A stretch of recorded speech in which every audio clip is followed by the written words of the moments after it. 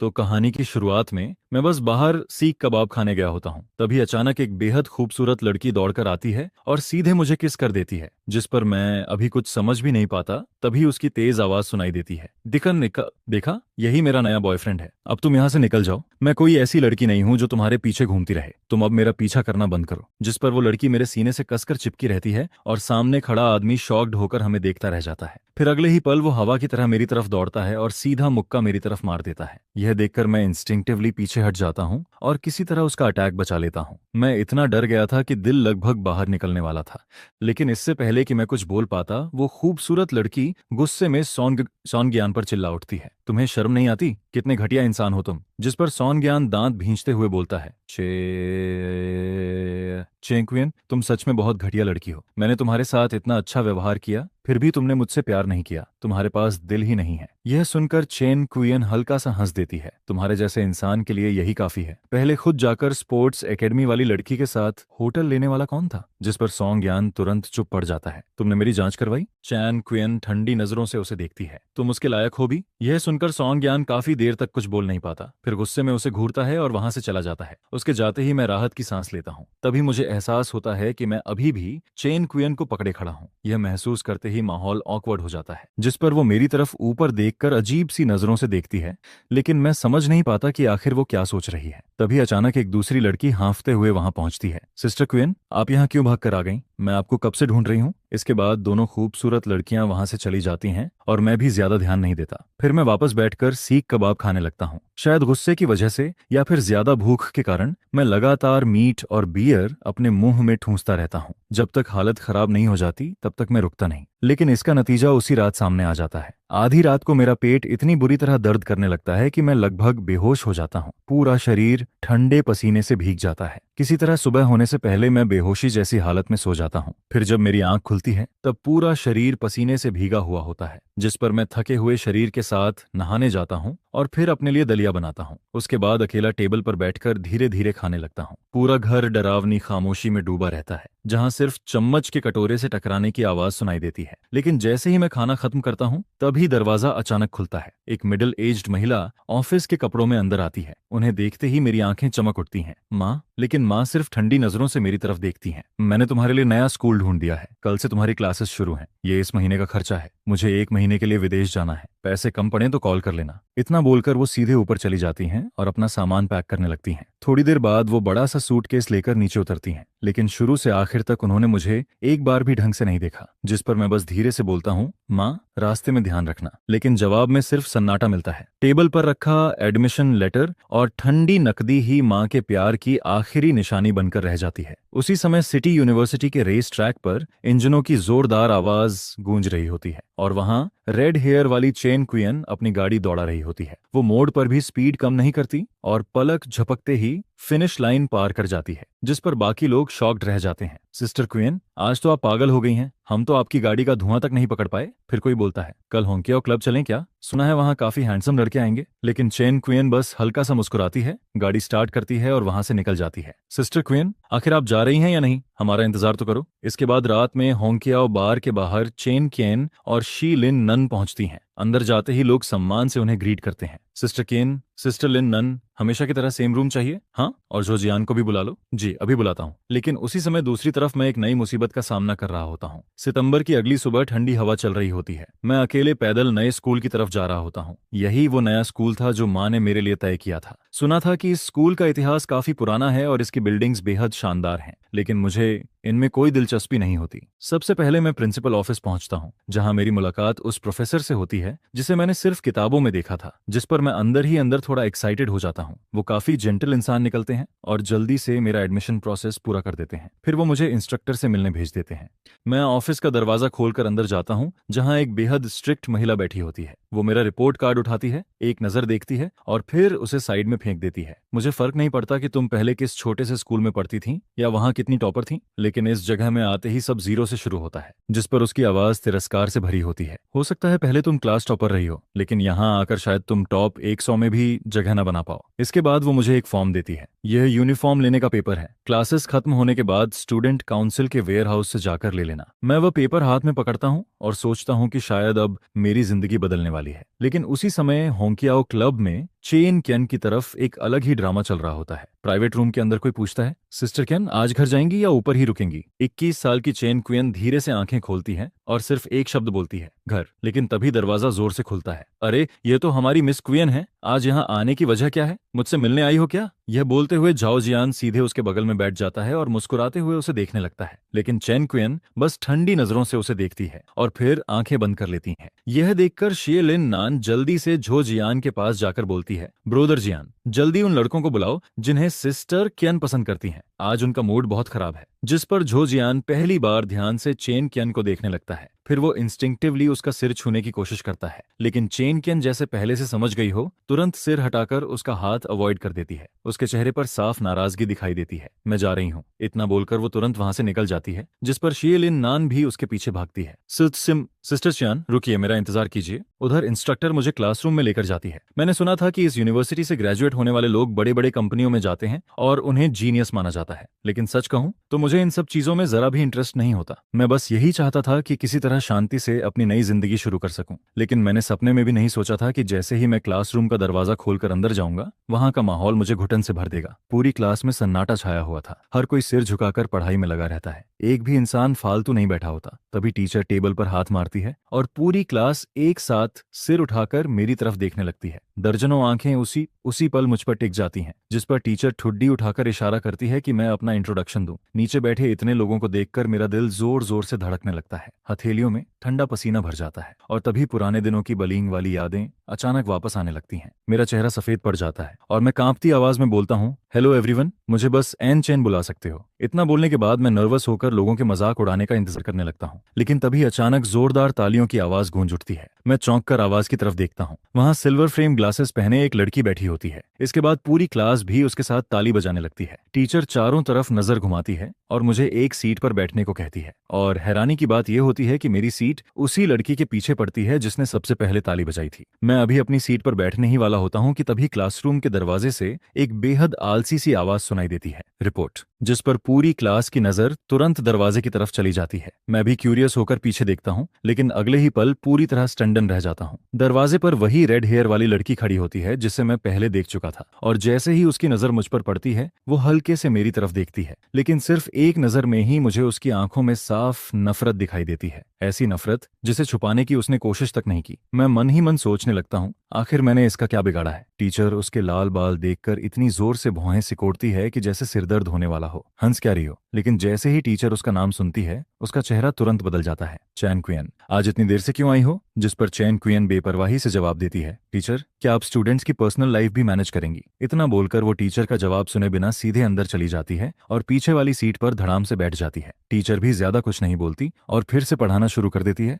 लेकिन उसकी teaching speed इतनी तेज होती है कि मैं पूरी तरह कंफ्यूज हो जाता हूँ। ऊपर से मेरे पास किताब भी नहीं होती, इसलिए मुझे बगल वाली स्टूडेंट की बुक देखकर पढ़ना पड़ता है। यहाँ का स्टडी कंटेंट मेरी पुरानी पढ़ाई से बिल्कुल अलग होता है। 2 क्लासेस खत्म होते होते मेरा दिमाग पूरी तरह घूमने लगता है। अंदर घुटन और बढ़ जाती है। ब्रेक होते ही मैं सीधे डेस्क पर सिर रखकर लेट जाता हूँ। ऐसा लगता है जैसे कोई भारी चीज सीने पर दबाव बना रही हो। तभी कोई हल्के से मेरी डेस्क नॉक करता है। मैं सिर घुमाकर देखता हूँ और सामने वही लड़की खड़ी होती है जो मेरे आगे बैठती है। तुम ठीक हो? हाँ, मैं ठीक हूँ। लेकिन मेरा पीला चेहरा मेरी हालत बता चुका होता है। जिस पर वो धीरे से बोलती है, जाकर थोड़ा वार्म वाटर पी लो, तुम्हारी हालत काफी खराब लग रही है। वहाँ कपबोर्ड में डिस्पोजेबल कप्स रखे हैं। Thank you. मैं उसे थैंक्स बोलकर पानी लेने चला जाता हूँ, लेकिन किस्मत ऐसी होती है कि कपबोर्ड बुरी तरह फंसा हुआ निकलता है। मैं कई बार जोर लगाता हूँ, फिर भी वो नहीं खुलता। मैं सोच ही रहा होता हूँ कि कोई टूल ढूंढकर इसे खोलूं, तभी पीछे से किसी की हंसी सुनाई देती है। मैं पलटकर देखता हूँ और वहाँ चेन कुयन खड़ी मुस्कुरा रही होती है। उसके चेहरे पर वही हल्की मॉकिंग स्माइल बनी रहती है। मैं उसे इग्नोर करके नीचे झुककर रूलर ढूंढने लगता हूँ, लेकिन अगले ही पल मेरे बगल में सफेद जूते दिखाई देते हैं। मैं ऊपर देखता हूँ तो सामने वही लड़की खड़ी होती है। तुम यहाँ क्यों आई? वो हल्के से हाथ बढ़ाकर कबर्ड को धक्का देती है और दरवाजा तुरंत खुल जाता है। मैंने देखा कोई बेवकूफ इसे खोल नहीं पा रहा था, इसीलिए हेल्प करने आ गई। जिस पर मैं ऑकवर्ड होकर धीरे से बोलता हूँ, सॉरी, लेकिन तभी पीछे से चेन कुयन की आवाज आवाज सुनाई देती है। मैं कहूँ, तुम दोनों मेरे सामने यूं चिपक चिपक कर खड़े रहना बंद कर सकते हो? आंखों में चुभ रहा है। यह सुनकर सामने वाली लड़की हल्का सा भौहें सिकोड़ती है। वहीं चेन कुयन ठंडी मुस्कान के साथ उसे देखती रहती है। तुम मेरी नाम लेने लायक भी हो? दोनों के बीच माहौल अचानक तलवारों जैसा शार्प हो जाता है, लेकिन BNUN कुछ नहीं बोलती, बस ठंडी आवाज में हम्म करती है और वहां से चली जाती है। मैं उसकी जाती हुई बैग को देखता रहता हूँ और पता नहीं क्यों दिल हल्का सा कांप उठता है। तभी पीछे से चेन कुयन की टीजिंग वॉइस सुनाई देती है। क्या हुआ? उससे प्यार हो गया क्या? कहीं तुम्हें वो ग्रीन टी गर्ल पसंद तो नहीं आ गई? यह सुनकर मैं तुरंत नीचे नजर कर लेता हूँ। तभी अचानक उसका चेहरा बेहद करीब आ जाता है। मैं डरकर पीछे हट जाता हूँ। तुम कर क्या रही हो? डरपोक कहीं के। जिस पर वो आंखें सिकोड़ कर धीरे धीरे मेरी तरफ बढ़ने लगती है और मैं लगातार पीछे हटता रहता हूँ। तुम आखिर चाहती क्या हो? चेन कियान मेरी हालत देखकर अचानक कुछ पल के लिए रुक जाती है। उसके चेहरे पर हल्की गिल्ट चमकती है। शायद वो सोच रही होती है कि मैं उससे इतना क्यों डरता हूँ। लेकिन तभी BUNU गुस्से में वापस आ जाती है। चेन कियान, तुम आखिर कर क्या रही हो? जिस पर चेन कुयन पहले उसे देखती है, फिर मेरी तरफ नजर डालती है। उसके चेहरे की हल्की गिल्ट तुरंत गायब हो जाती है और उसकी जगह फिर वही नफरत आ जाती है। इसके बाद वो सीधा अपनी सीट पर जाकर बैठ जाती है और फोन चलाने लगती है। चेन, तुम ठीक हो ना? हाँ, मैं ठीक हूँ, चिंता मत करो। स्कूल खत्म होने के बाद पूरी क्लास खाली हो जाती है। सिर्फ मैं अकेला अंदर बैठा रहता हूँ। मैं खिड़की के बाहर लगे मैग्नोलिया ट्री को देखता रहता हूँ और दिमाग में एक ही सवाल घूमता रहता है, मैं इतना डर क्यों रहा हूँ? इसके बाद मैं अपना सामान उठाता हूँ और क्लासरूम से बाहर निकल जाता हूँ। शाम का सूरज पूरे आसमान को लाल रंग में रंग चुका होता है। यह देखकर मैं खुद को रोक नहीं पाता और फोन निकालकर फोटो लेने लगता हूँ। लेकिन जैसे ही मैं फोटो क्लिक करके फोन नीचे करता हूँ, तभी अचानक फ्रेम में एक रेड हेयर वाली लड़की दिखाई देती है। वो जैसे मेरी नजर महसूस कर लेती है और मैं घबराहट में गलती से फिर से फोटो क्लिक कर देता हूँ। इससे पहले कि मैं उसे डिलीट करूं, जल्दी से स्क्रीन बंद करके फोन बैग में डाल देता हूँ। लेकिन जब मैं दोबारा वहां देखता हूँ तब वहां कोई नहीं होता। उसका साया तक गायब हो चुका होता है। मैं कंफ्यूज्ड होकर सोचता हूँ, क्या मुझे हेलुसिनेशन हुआ था? तभी पीछे से एक फेमिलियर वॉइस सुनाई देती है। क्या देख रहे हो? मैं झटके से पीछे मुड़ता हूँ और सामने चेन कुयन खड़ी मुस्कुरा रही होती है। क्या हुआ? मुझे ढूंढ रहे थे? फिर वो अचानक शक भरी नजरों से पूछती है, अभी तुमने मेरी फोटो सीक्रेटली ली ना? मैं तुरंत घबरा जाता हूँ। नहीं, मैंने तुम्हारी फोटो नहीं ली, तुम खुद मेरे कैमरा में आ गई थी। लेकिन यह बात मैं सिर्फ मन में ही चिल्ला पाता हूँ। चेन कुयन ठंडी आवाज में बोलती है, फोन दो। जिस पर मेरा दिल धक से रह जाता है। फिर मैं मजबूरी में फोन उसे दे देता हूँ। वो गैलरी खोलती है और सबसे ऊपर वाली फोटो देखने लगती है, फिर हल्का सा मुस्कुराती है। मुझे पता था तुम भी मेरे चांद में फंस चुके हो। सही कहा ना? मैं पूरी तरह स्पीचलेस हो जाता हूँ। लेकिन तभी वो अगली फोटो स्वाइप करने लगती है। वहां सिर्फ सीनरी की तस्वीरें होती हैं। चेन कुयन तुरंत इंटरेस्ट खो देती है और तेजी से फोटोज स्क्रॉल करने लगती है। लेकिन अचानक एक फोटो देखकर उसका हाथ रुक जाता है। उस फोटो में मेरे शरीर की तस्वीर होती है। हाथ, जांघें, पेट, गाल और कंधे, हर जगह चोटों के नीले निशान, सूजन और खून के दाग दिखाई दे रहे होते हैं। तस्वीर बेहद डरावनी लग रही होती है। चैन कुयन कुछ सेकंड तक चुप होकर उसे देखती रहती है। फिर अचानक मैं झपट कर फोन उसके हाथ से छीन लेता हूँ और पूरी ताकत से वहां से भाग जाता हूँ। मैं ऐसे भाग रहा होता हूँ जैसे पीछे कोई भूत पड़ा हो, जिस पर चेन कियन वहीं खड़ी रह जाती है। उसके दिमाग में सिर्फ वही तस्वीर घूमती रहती है। वो अनजाने में अपने कॉलरबोन के पास बने टैटू को छूती है। इसके बाद चेन कियन दरवाजा खोलकर अंदर जाती है और तभी उसे कमरे के अंदर से जोरदार हंसी की आवाजें सुनाई देती हैं। बेटी वापस आ गई, आओ खाना खा लो। जिस पर चेन कुयन बस ठंडी नजरों से सामने बैठे BUINUY और मैडम चेन को देखती है, जो माँ बेटी के प्यार का ड्रामा कर रहे होते हैं। फिर वो आलस से चलती हुई डाइनिंग टेबल तक आती है, कुर्सी खींचकर बैठ जाती है और पैर क्रॉस करके आराम से पीछे टिक जाती है। इसके बाद वो हल्की मुस्कान के साथ चेन हुई को छेड़ते हुए बोलती है, ओल्ड मैन चेन, आज का खाना तो ठीक लग रहा है, मेरे साथ एक ड्रिंक लोगे क्या? यह सुनते ही चेन हुई भौहें सिकोड़ लेता है। तुम यूनिवर्सिटी स्टूडेंट हो, हर वक्त शराब पीने की बात करती रहती हो, जरा भी तमीज नहीं है क्या? जिस पर चेन कुयन आराम से लोटस रूट का एक टुकड़ा उठाकर मुंह में डालती है, लेकिन 2 बार चबाते ही तुरंत उसे थूक देती है। उफ, इतना मीठा और चिपचिपा खाना आखिर रोज क्यों बनता है यहाँ? यह सुनकर सामने बैठी मैडम चेन का चेहरा तुरंत काला पड़ जाता है। वहीं चेन ह्यूई जल्दी से टेबल के नीचे उसे पैर मारता है। आप मुझे किक क्यों मार रहे हो? आपको भी पता है ना कि ये डिश बेकार है। सिर्फ वही लोग ऐसे जरूरत से ज्यादा मीठे खाने पसंद करते हैं जिन्हें अपना असली चेहरा छुपाना आता है। यह सुनते ही मैडम चेन गुस्से में चॉपस्टिक्स टेबल पर फेंक देती है। उसकी आंखों में साफ गुस्सा दिखाई देने लगता है। चैन कुयन, तुम किसके बारे में ताने मार रही हो? लेकिन चैन कुयन यह बातें जाने कितनी बार सुन चुकी होती है, जिस पर वो बिल्कुल आराम से पीनट्स उठाकर खाती रहती है। उसके चेहरे पर हल्की सी भी परवाह नहीं दिखती। मैडम चैन दांत पीसते हुए BUINUYN का हाथ पकड़ती है और गुस्से में वहां से बाहर चली जाती है। दरवाजा जोर से बंद होता है और पूरी विला में अचानक सन्नाटा छा जाता है। चैन ह्यूई अपनी बेटी को देखता है, फिर धीरे से उसके कंधे पर हाथ रखता है। अपनी माँ को गलत मत समझो, शायद आज उनका मूड खराब है। लेकिन यह सुनकर चेन कुयन तुरंत हंस पड़ती है। ओल्ड मैन चेन, मैं आपको कितनी बार बता चुकी हूँ, वो औरत आपसे कभी प्यार नहीं करती। आप आखिर इतने बेवकूफ क्यों हो? जिस पर वो ताना मारते हुए आगे बोलती है, हर दिन उसके पीछे पप्पी की तरह घूमते रहते हो, उसकी केयर करते रहते हो, और बदले में क्या मिलता है? वो आपको सीधा देखना तक पसंद नहीं करती, अंदर ही अंदर आपको हमेशा नीचा समझती है। यह सुनकर चेन ह्यूई का चेहरा गुस्से से लाल पड़ जाता है। चेन क्यन, अपनी जुबान संभाल कर बात करो, मैं तुम्हारा बाप हूँ। लेकिन चेन क्यन बिना डरे उसकी आंखों में देखती रहती है। मैंने गलत क्या कहा? आखिर उस औरत में ऐसा क्या खास है जिसके लिए आप अपनी जान तक लगाने को तैयार रहते हो? इसके बाद उसकी आवाज और ठंडी हो जाती है। जब वो बाहर किसी दूसरे आदमी के साथ मजे कर रही थी तब आप क्या कर रहे थे? आप बिजनेस डील्स के लिए शराब पीते पीते पेट खराब कर बैठे थे, बिल्कुल किसी आवारा कुत्ते की तरह हालत बना ली थी अपनी। और वो हॉस्पिटल में किसी दूसरे आदमी के बच्चे को जन्म दे रही थी। लेकिन जैसे ही वो अपनी बात खत्म करती है तभी एक जोरदार थप्पड़ की आवाज गूंज उठती है। चेन ह्यूई गुस्से से कांप रहा होता है, उसका हाथ हवा में उठा रहता है, लेकिन आखिर तक वो अपनी बेटी को मार नहीं पाता। जिस पर चेन क्यन उसकी तरफ देखकर ठंडी हंसी हंसती है और वहां से मुड़कर चली जाती है। पीछे चेन ह्यूई वहीं खड़ा रह जाता है, सीने पर हाथ रखकर भारी सांसें लेने लगता है। इसके बाद शाम के समय सिटी पार्क में शी लिन नन पेट पकड़कर जमीन पर बैठी जोर जोर से हंस रही होती है। उसकी आंखों से आंसू तक निकल आते हैं। वहीं चेन क्यन माथे पर बैंडेज लगाए स्विंग पर बैठी रहती है। चैन क्वियन उसे हल्का सा घूरती है, जिस पर शी लिन नन जल्दी से हंसी रोकती है और मजाक उड़ाते हुए बोलती है, सिस्टर क्वियन, सच बताऊं, आपकी हिम्मत आसमान छू रही है। आपने सीधे अपने डैड को जवाब दे दिया। मार नहीं पड़ती तो और क्या होता? लेकिन चैन क्वियन बस हल्का सा कफ करती है और कोई जवाब नहीं देती। यह देखकर शेलिन नान समझ जाती है कि उसकी बिग सिस्टर इस वक्त सच में अपसेट है, जिस पर वो धीरे से सांस छोड़ती है और पुरानी बातें याद करने लगती है। 1 साल पहले तक चैन क्वियन सिर्फ अपनी खूबसूरत लुक्स और डेंजरस ड्राइविंग स्किल्स की वजह से स्टूडेंट रेसिंग सर्कल में फेमस हुई थी। रेस ट्रैक प्राक पर वो किसी क्वीन की तरह राज करती थी और ट्रैक के बाहर वो बेहद वाइल्ड और केयर फ्री रहती थी। उसके पीछे लड़कों की लाइन लगी रहती थी। लेकिन शेलिन नन अच्छी तरह जानती थी कि स्पीड के अलावा चेन क्वियन का दिल कभी किसी के लिए धड़का ही नहीं। कई बार वो सोचती थी कि आखिर कौन ऐसा इंसान होगा जो चेन क्वियन जैसी लड़की को जेल सी में रुला सके। तभी चेन क्वियन उसकी तरफ देखकर टीजिंग वॉइस में बोलती है, क्या देख रही हो, कहीं मुझसे प्यार तो नहीं हो गया? जिस पर शेलिन नन तुरंत हंस पड़ती है, मैं इतनी बहादुर नहीं हूँ, आपके जैसी ग्रेट बुद्धा से प्यार करने की हिम्मत नहीं है मुझमें। मैं अभी कुछ साल और जीना चाहती हूँ। लेकिन तभी चेन क्वियन की नजर दूर खड़े 2 लोगों पर पड़ती है। अगले ही पल उसकी आंखें सिकुड़ जाती हैं और वो तुरंत वहां की तरफ बढ़ने लगती है, जिस पर शीलिन नन भी हंसी रोककर जल्दी से उसके पीछे दौड़ पड़ती है। कुछ घंटे पहले मैं अपना फोन वापस लेने के बाद बिना पीछे देखे भागता चला गया था। मैं तब तक दौड़ता रहा जब तक मेरे पैर जवाब नहीं देने लगे। फिर मैं रुककर जोर जोर से सांस लेने लगता हूँ। कुछ देर बाद मैं सीधा खड़ा होता हूँ, फोन निकालता हूँ और उसे अनलॉक करता हूँ। फोन के अंदर सिर्फ मेरे दर्दनाक पास्ट की तस्वीरें भरी होती हैं। मैं कुछ सेकंड तक उन्हें देखता रहता हूँ, फिर अचानक हल्का सा हंस पड़ता हूँ, जिस पर मैं बिना किसी हेजिटेशन के सारी फोटोज डिलीट कर देता हूँ। यह सब अब सिर्फ पास्ट है। अब मुझे दोबारा उन डरावने दिनों में नहीं जीना पड़ेगा। अब हर वक्त डर कर रहने की जरूरत नहीं है। यह सोचते ही मेरे शरीर और दिमाग दोनों अचानक हल्के लगने लगते हैं,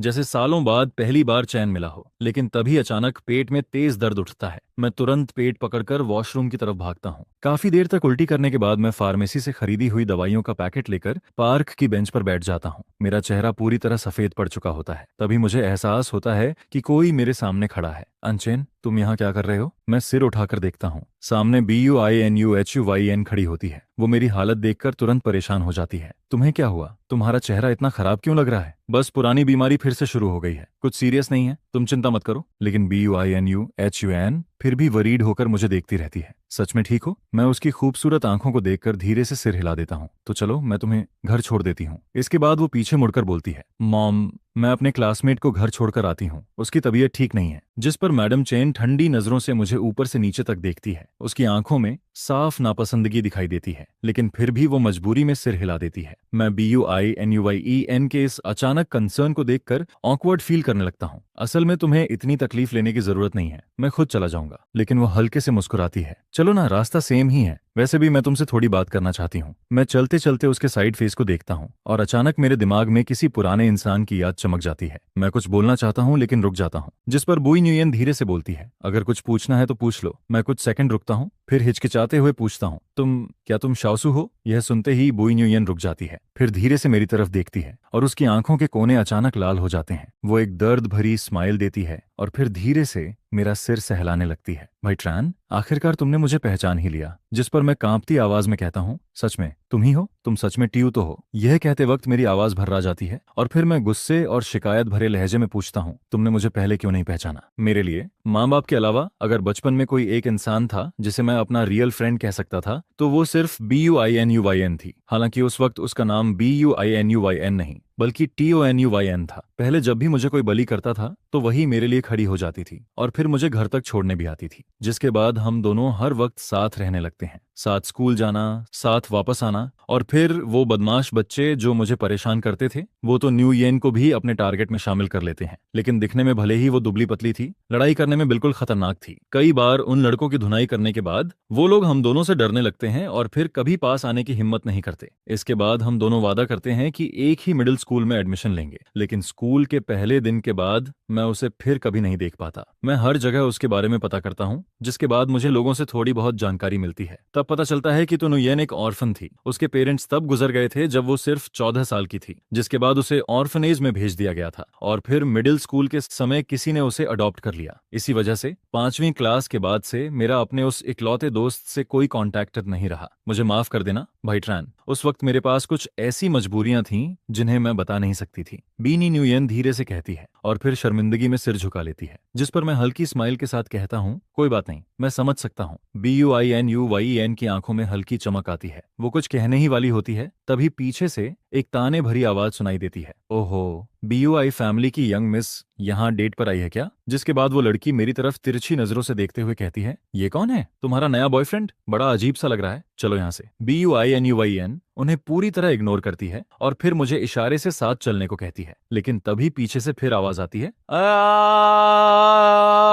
अरे वाह, अभी कुछ ही दिन हुए जान पहचान को और अब छुप छुप कर डेटिंग भी शुरू हो गई। कहीं वो सब भी तो नहीं कर लिया जो कपल्स करते हैं? जिस पर BUINUYAN गुस्से में बोलती है, ट्रांथाम जुबान संभाल कर बात करो, हर कोई तुम्हारी तरह गंदी सोच वाला नहीं होता। क्या हुआ, खुद करोगी और मैं बोलूं भी नहीं? ट्रांथाम ताना मारते हुए कहती है, जिस पर मैं उसे घूरते हुए बोलता हूँ, तुम बस अटेंशन पाने के लिए ड्रामा करती रहती हो, सच में बहुत पैथेटिक हो। इतना कहकर मैं BUINUYEN का हाथ पकड़ता हूँ और वहां से निकल जाता हूँ। पीछे TRANTHAMM वहीं खड़ी हमारी तरफ देखती रह जाती है। उसके हाथ की मुट्ठी कस जाती है और उसकी आंखें धीरे धीरे ठंडी और डरावनी हो जाती हैं। तभी उसके पीछे खड़ा कोई लड़का पूछता है, दीदी आपको उस लड़के में कब से इंटरेस्ट आने लगा? जिस पर ट्रांथाम अचानक हंस पड़ती है, जैसे कोई मजाक सुन लिया हो। मुझे तो ऐसे लड़के सबसे ज्यादा नफरत वाले लगते हैं, चेहरे से इनोसेंट और अंदर से चिपकू। उसके साथ खड़ी तालमलम हंसते हुए कहती है, कहीं ऐसा ना हो कि वो आपको भाव ही ना दे। यह सुनते ही ट्रांथाम उसे घूरती है, तू मेरा मजाक उड़ा रही है? जिस पर वो तुरंत डरकर कहती है, नहीं दीदी, मेरी ऐसी हिम्मत कहाँ। रात को जब ट्रांथाम अपने चमचमाते बंगलों में लौटती है तो कुछ देर दरवाजे पर रुकती है, फिर खुद पर हंसते हुए अंदर चली जाती है। अंदर उसका बाप ट्रान ह्यू सोफे पर बैठा उसका इंतजार कर रहा होता है, जिसे देखकर वो ताना मारते हुए कहती है, क्या बात है, मेरा इंतजार कर रहे थे?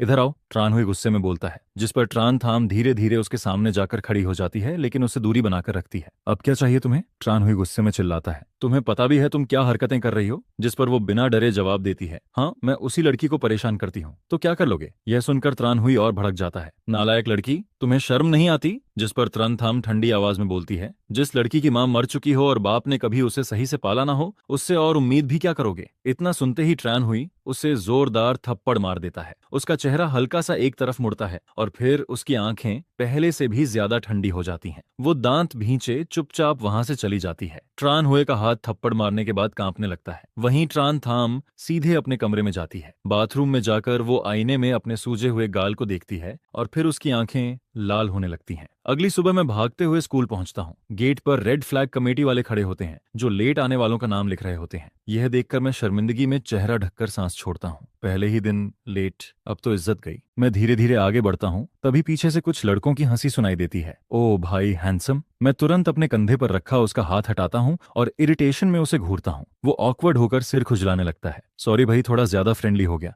मैं तुरंत समझ जाता हूँ कि ये कौन है। वो मुझे देखते हुए पूछता है, पहले कभी नहीं देखा तुम्हें, न्यू ट्रांसफर स्टूडेंट हो क्या तुम भी सिस्टर थाम की क्लास में हो? तभी पीछे से एक भारी आवाज सुनाई देती है, यहाँ क्या भीड़ लगा रखी है? जिसके बाद तान थाम वहां आती है। उसके साथ तालाम लाम भी पीछे पीछे भागती हुई आती है। तालाम लाम उसे देखकर कहती है, दीदी आज तो आप मेकअप भी नहीं लगाई, क्या रात भर सोई नहीं थी? ट्रान थाम उसे घूरती है और फिर बिना जवाब दिए आगे बढ़ जाती है। जब वो मेरे पास से गुजरती है तो उसके कदम एक पल के लिए रुकते हैं। वो मेरी तरफ देखती है, लेकिन अगले ही पल फिर अपना ठंडा चेहरा बनाकर स्कूल गेट की तरफ बढ़ जाती है।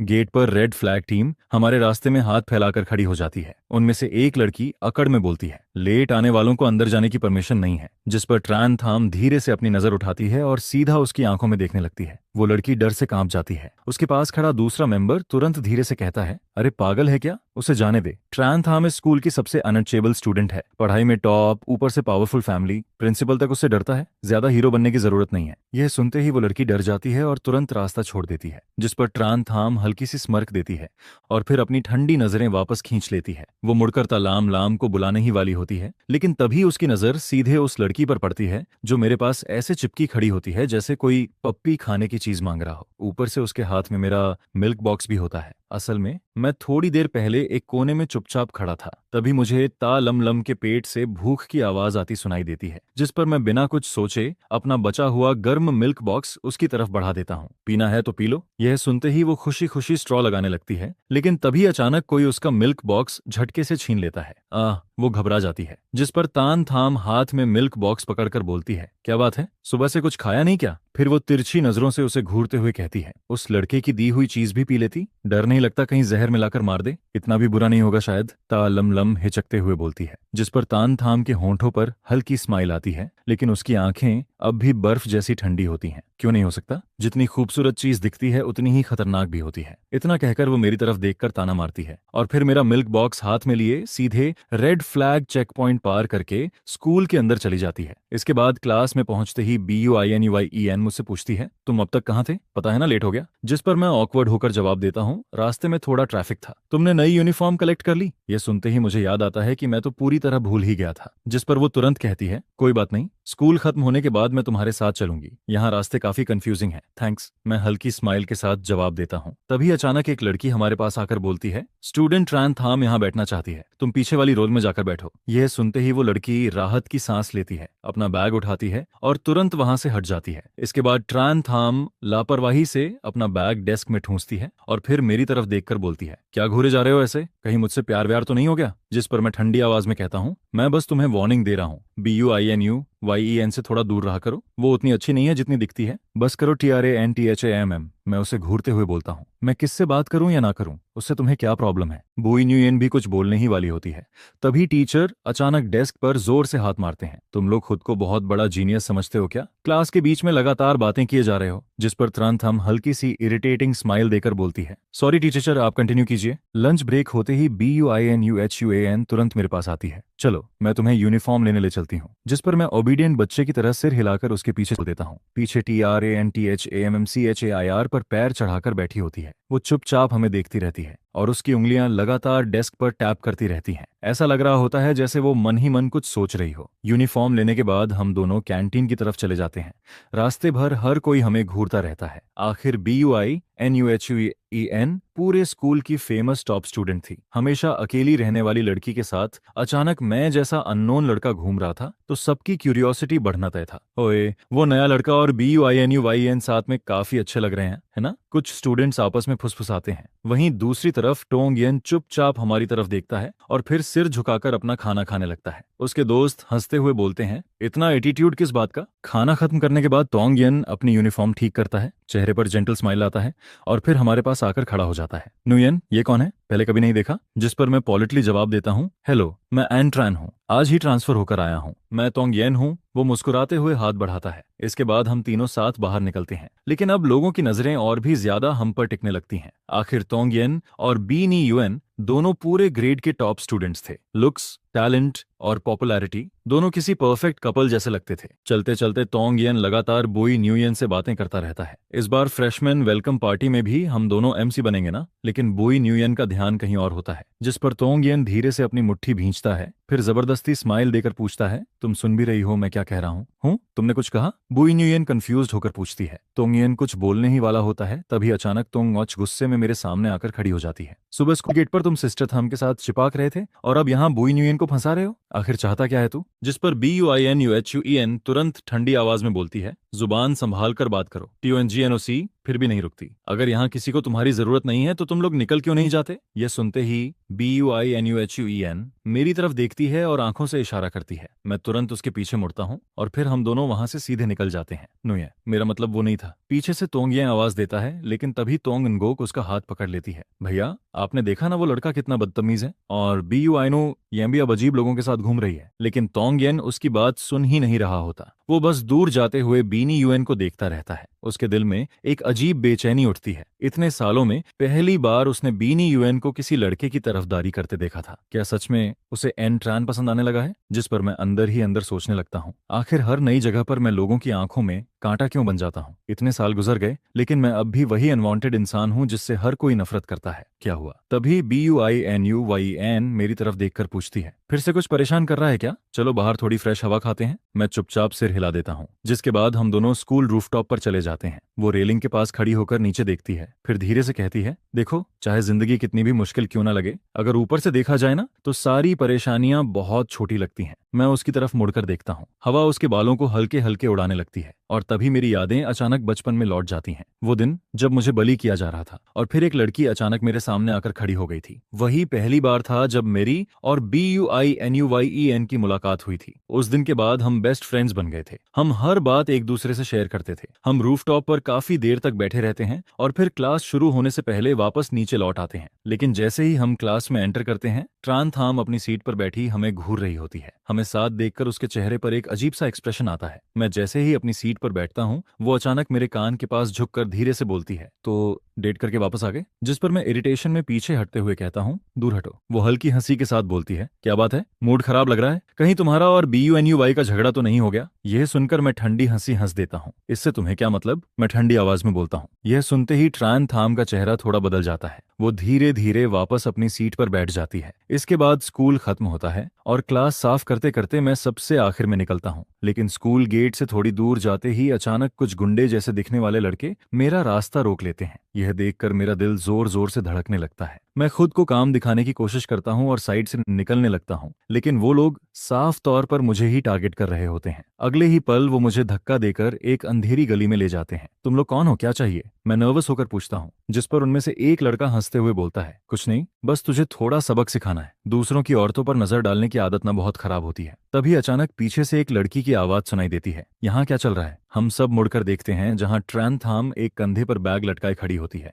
उसकी ब्लैक जैकेट ऊपर तक जिप होती है और उसका आधा चेहरा कॉलर में छिपा होता है। हाँ, काफी समय बाद दिखी मिस ट्रान। उनमें से एक गुंडा हंसते हुए बोलता है, कुछ खास नहीं, बस इस नासमझ बच्चे को रूल से सिखा रहे हैं। मैं चुपचाप उन्हें देखता रहता हूँ। मन में एक सवाल उठता है, कहीं ये सब ट्रान थाम ने तो नहीं करवाया, सिर्फ इसलिए क्योंकि मैंने दिन में उससे बहस की थी? तभी वो गुंडा फिर बोलता है, देखिए मिस ट्रान, हम तो बस पैसे लेकर काम करते हैं, आप इसे इग्नोर कर दीजिए। कभी टाइम मिला तो साथ में ड्रिंक पर चलते हैं। इसके बाद ट्रान थाम मेरी तरफ देखकर कैजुअल आवाज में बोलती है, चिंता मत करो, मेरा और इस लड़के का कोई खास रिलेशन नहीं है, ना दोस्ती ना दुश्मनी। मैं बेवजह क्यों बीच में पड़ूं? तुम लोग कंटिन्यू करो। यह सुनते ही मेरा दिल बैठ जाता है। अंदर एक अजीब सी कसक उठती है। अब क्या होगा? तभी वो अचानक मेरी तरफ देखकर हंसती है, तुम्हारा चेहरा देखकर लग रहा है आज तो तुम सच में गए काम से। मैं मजबूरी में उसकी तरफ देखता हूँ, तुम मेरी मदद नहीं करोगी? जिस पर वो धीरे धीरे मुस्कुराती है। अंधेरी गली में उसकी आंखें चमकने लगती हैं। मदद तो कर सकती हूँ, लेकिन पहले तुम्हें मेरी एक कंडीशन माननी पड़ेगी। मैं बिना सोचे तुरंत बोल देता हूँ, ठीक है, मैं मानता हूँ। यह सुनते ही ट्रान थाम गली से बाहर निकलती है, लेकिन अगले ही पल उसके कदम रुक जाते हैं। उसके होंठों पर हल्की स्माइल आती है। वो अपना बैग नीचे फेंकती है, जैकेट उतारती है और फिर वापस गली में मुड़ जाती है। कुछ ही मिनटों बाद पूरी गली चीखों से गूंजने लगती है। मैं दीवार पकड़कर खड़ा रहता हूँ और शौक में उसे लड़ते हुए देखता हूँ। उसकी मूवमेंट्स इतनी तेज, सटीक और रूथलेस होती हैं कि मैं दंग रह जाता हूँ। वो हर पंच और हर किक बिना रुके मारती चली जाती है। तभी अचानक एक ब्लंड बालों वाला लड़का पॉकेट से डैगर निकालता है और सीधे ट्रान थाम की तरफ झपटता है। यह देखकर मैं तुरंत अपना स्कूल बैग उठाकर उसकी तरफ फेंक देता हूँ। बैग जाकर उसके हाथ से टकराता है और डैगर सिर्फ ट्रान थाम की जैकेट को हल्का सा काट कर निकल जाता है। पागल हो गए हो क्या? जेल जाना है? ट्रान थाम गुस्से में चिल्लाती है। फिर वो मेरी तरफ मुड़कर देखती है। उसकी नजरें इतनी शार्प होती हैं कि मेरा पूरा शरीर इंस्टिंक्टिवली टेंस हो जाता है। वो धीरे धीरे मेरे सामने आती है और पहली बार उसकी आवाज में सॉफ्टनेस सुनाई देती है। तुम ठीक हो ना? कहीं चोट तो नहीं लगी? मैं उसकी बांह पकड़कर उसकी फटी हुई यूनिफॉर्म को देखता हूँ। लड़ाई की वजह से उसके चेहरे पर पसीने की बूंदें चमक रही होती हैं। मैं ठीक हूँ, वो हल्की हंसी के साथ कहती है। देख नहीं रहे, अभी भी परफेक्टली अलाइव हूँ। इसके बाद मैं हम दोनों के बैग्स उठाता हूँ और फिर उसका हाथ पकड़कर वहां से भागने लगता हूँ। हम दोनों उस तंग गली से निकलकर सड़क पर आ जाते हैं। कुछ देर तक हम दोनों चुपचाप साथ चलते रहते हैं। तभी वो अचानक बोलती है, वैसे तुम अपना वादा भूल तो नहीं गए ना? मैं गहरी सांस लेकर पूछता हूँ, बोलो क्या करना होगा? जिस पर वो कंधे उचकाती है, अभी नहीं सोचा, बाद में बताऊंगी, लेकिन अब तुम मुझ पर एक एहसान जरूर रोवे करते हो। इतने में अचानक उसके पेट से जोर की आवाज आती है। अगले ही पल उसका पूरा चेहरा लाल हो जाता है। वो शर्म छुपाने के लिए गुस्से में मुझे घूरती है। क्या घूर रहे हो? कभी किसी को भूखा नहीं देखा क्या? लड़ाई में एनर्जी लगती है। मैं हंसी रोकते हुए कहता हूँ, चलो खाना खाते हैं। लेकिन कई रेस्टोरेंट्स देखने के बाद भी उसे कोई जगह पसंद नहीं आती। तभी वो अचानक पूछती है, तुम कहाँ के हो? जियांगनान साइड, मैं जवाब देता हूँ, जिस पर उसकी आंखें चमक उठती हैं। सच में? तो फिर तुम मेरे लिए जियांगनान स्टाइल खाना बनाओ। मैंने कभी ऑथेंटिक टेस्ट नहीं खाया। मैं कुछ देर सोचता हूँ, फिर सिर हिला देता हूँ। ठीक है, पहले सुपरमार्केट चलते हैं। इसके बाद वो एक्साइटमेंट में शॉपिंग शुरू कर देती है। ये फिश अच्छी लग रही है, वो मीट भी लेना और वेजिटेबल्स भी, सब थोड़ा थोड़ा लेते हैं। जब तक शॉपिंग खत्म होती है मेरे दोनों हाथ बड़े बड़े बैग से भर चुके होते हैं। हम दोनों मेरे घर पहुंचते हैं। मैं सीधे किचन में जाकर खाना बनाना शुरू कर देता हूँ, जबकि ट्रांथाम ऐसे सोफा पर फैलकर टीवी देखने लगती है जैसे वही घर की मालिक हो। कुछ देर बाद मैं आवाज लगाता हूँ, खाना तैयार है। वो तुरंत सोफा से उठती है और टेबल पर आकर बैठ जाती है। मैं कैजुअली पूछता हूँ, कुछ पीना है? जूस या बियर? नहीं चाहिए, वो मुंह बनाकर बोलती है। इसके बाद वो चिकन विंग का एक पीस खाती है और तुरंत भौहें सिकोड़ लेती है। इतना मीठा क्यों है ये? मैं हेल्पलेस होकर बोलता हूँ। जियांगनान साइड का टेस्ट थोड़ा स्वीट होता है। फिर वो वेजिटेबल्स टेस्ट करती है। ये इतना ब्लैंड क्यों है? मुझे स्पाइसी खाना पसंद है। जिस पर मैं दूसरी डिश उसकी तरफ बढ़ाता हूँ, ये ट्राई करो, इसमें फ्लेवर ज्यादा है। वो धीरे धीरे एक बाइट लेती है, फिर बड़बड़ाती है, ठीक ही है। लेकिन आधे घंटे बाद जब मैं टेबल देखता हूँ तो सारे प्लेट्स पूरी तरह खाली पड़े होते हैं। मुंह से तो बोल रही थी बस ठीक है, मैं मन ही मन सोचता हूँ। इसके बाद मैं किचन साफ करता हूँ, लेकिन वापस आकर देखता हूँ कि ट्रांथाम सोफा पर गोल होकर सो चुकी होती है। वो बिल्कुल छोटी बिल्ली की तरह सिकुड़ कर सो रही होती है। उसे देखकर मुझे दिन की लड़ाई याद आने लगती है। कैसे वो मेरी वजह से उन गुंडों से भिड़ गई थी। असल में ये लड़की उतनी बुरी नहीं है, मैं मन ही मन सोचता हूँ। तभी अचानक उसकी आंखें खुल जाती हैं। क्या घूर रहे हो? मैं डरकर पीछे हट जाता हूँ। वो उठकर बैठती है और मुझे घूरते हुए बोलती है, मुझे पता है मैं खूबसूरत हूँ, लेकिन तुम थोड़ा ज्यादा ऑब्वियस नहीं हो रहे? मैं उसे घूरता हूँ और सामने वाली चेयर पर बैठ जाता हूँ। अगर नींद खुल गई हो तो अब घर जाओ। तभी अचानक उसका फोन बजने लगता है। वो कॉल उठाती है और स्पीकर से तेज आवाज आती है, सिस्टर थाम, जल्दी पुरानी जगह आओ। वो तो फैमिली वाला लड़का फिर चैलेंज दे रहा है। कह रहा है पिछली बार आपने उसे बुरी तरह हराया था, इस बार रिवेंज लेगा। आ रही हो ना? तान थाम पहले मना करने वाली होती है, लेकिन तभी उसकी नजर मुझ पर पड़ती है। अगले ही पल वो कैजुअली बोलती है, ठीक है, उसे बोलो मैं आ रही हूँ। कॉल कट करने के बाद वो जैकेट पहनती है और मेरी तरफ देखकर बोलती है, चलो तुम्हें एक इंटरेस्टिंग जगह दिखाती हूँ। मैं इरिटेशन में बोलता हूँ, तुम सच में मुसीबत हो। जिस पर वो हंसते हुए मेरा हाथ पकड़ लेती है,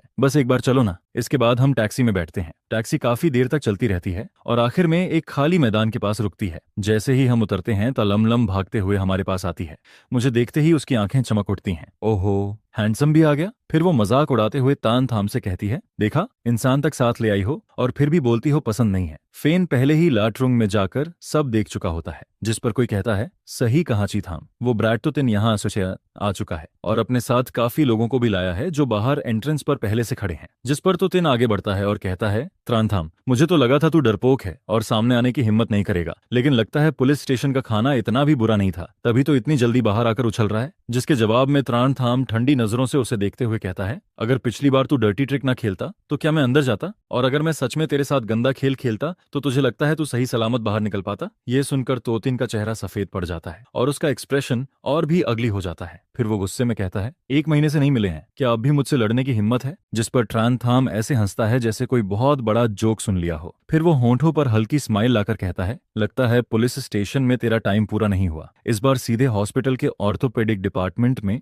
VIP रूम बुक करवाना चाहता है क्या? यह सुनकर तो तिन्ह दांत पीसते हुए कहता है, ट्रांथाम, ज्यादा आरोगेंट मत बन, अभी पता चल जाएगा यहाँ असली किंग कौन है। तभी उसकी नजर मेरे ऊपर पड़ती है, जो ट्रांथाम के बगल में खड़ा होता है। उसकी आंखें मुझ पर टिक जाती हैं और वो अनजाने में अपना गला निगलता है। यह देखकर ट्रांथाम डिस्गास्ट से भौहें सिकोड़ता है और मेरे सामने आकर खड़ा हो जाता है। क्या घुर्रा रहा है? अपनी कुत्ते जैसी आंखें कंट्रोल में रख। जिस पर तो तिन रिलैक्सटेंटली अपनी नजरें हटाता है और कहता है, कैसा रहेगा अगर हम रेस करें? अगर तू हार गया तो तेरे पीछे खड़ी इस लिटिल ब्यूटी को मुझे दे देगा, और अगर मैं हार गया तो अपनी लेटेस्ट स्पोर्ट्स कार तुझे दे दूंगा। नुकसान तो तेरा नहीं है, सही कहा ना? जिस पर ट्रांथाम बिना डरे जवाब देता है, ठीक है, लेकिन मेरी भी एक कंडीशन है। अगर तू हार गया तो अपनी इस कबाड़ कार को लेकर रेसिंग वर्ल्ड से हमेशा के लिए गायब हो जाएगा। फिर कभी मेरी नजरों के सामने मत आना, तुझे देखकर मुझे इरिटेशन होती है। यह सुनकर तो तिन्हा हंसते हुए कहता है, डील। डील, लेकिन बाद में पछताना मत। तभी मैं गुस्से में ट्रान थाम की तरफ देखता हूँ और कहता हूँ, तुम्हारा मतलब क्या है? मेरी परमिशन के बिना मेरे लिए फैसला कैसे कर सकते हो? अगर हम हार गए तो क्या तुम सच में मुझे उस परवर्ट के साथ भेज दोगे? जिस पर ट्रान थाम मेरी तरफ देखकर शांत आवाज में कहता है, रिलैक्स, हम दोनों कभी नहीं हारेंगे। मैं कंफ्यूज्ड होकर कहता हूँ, हम दोनों?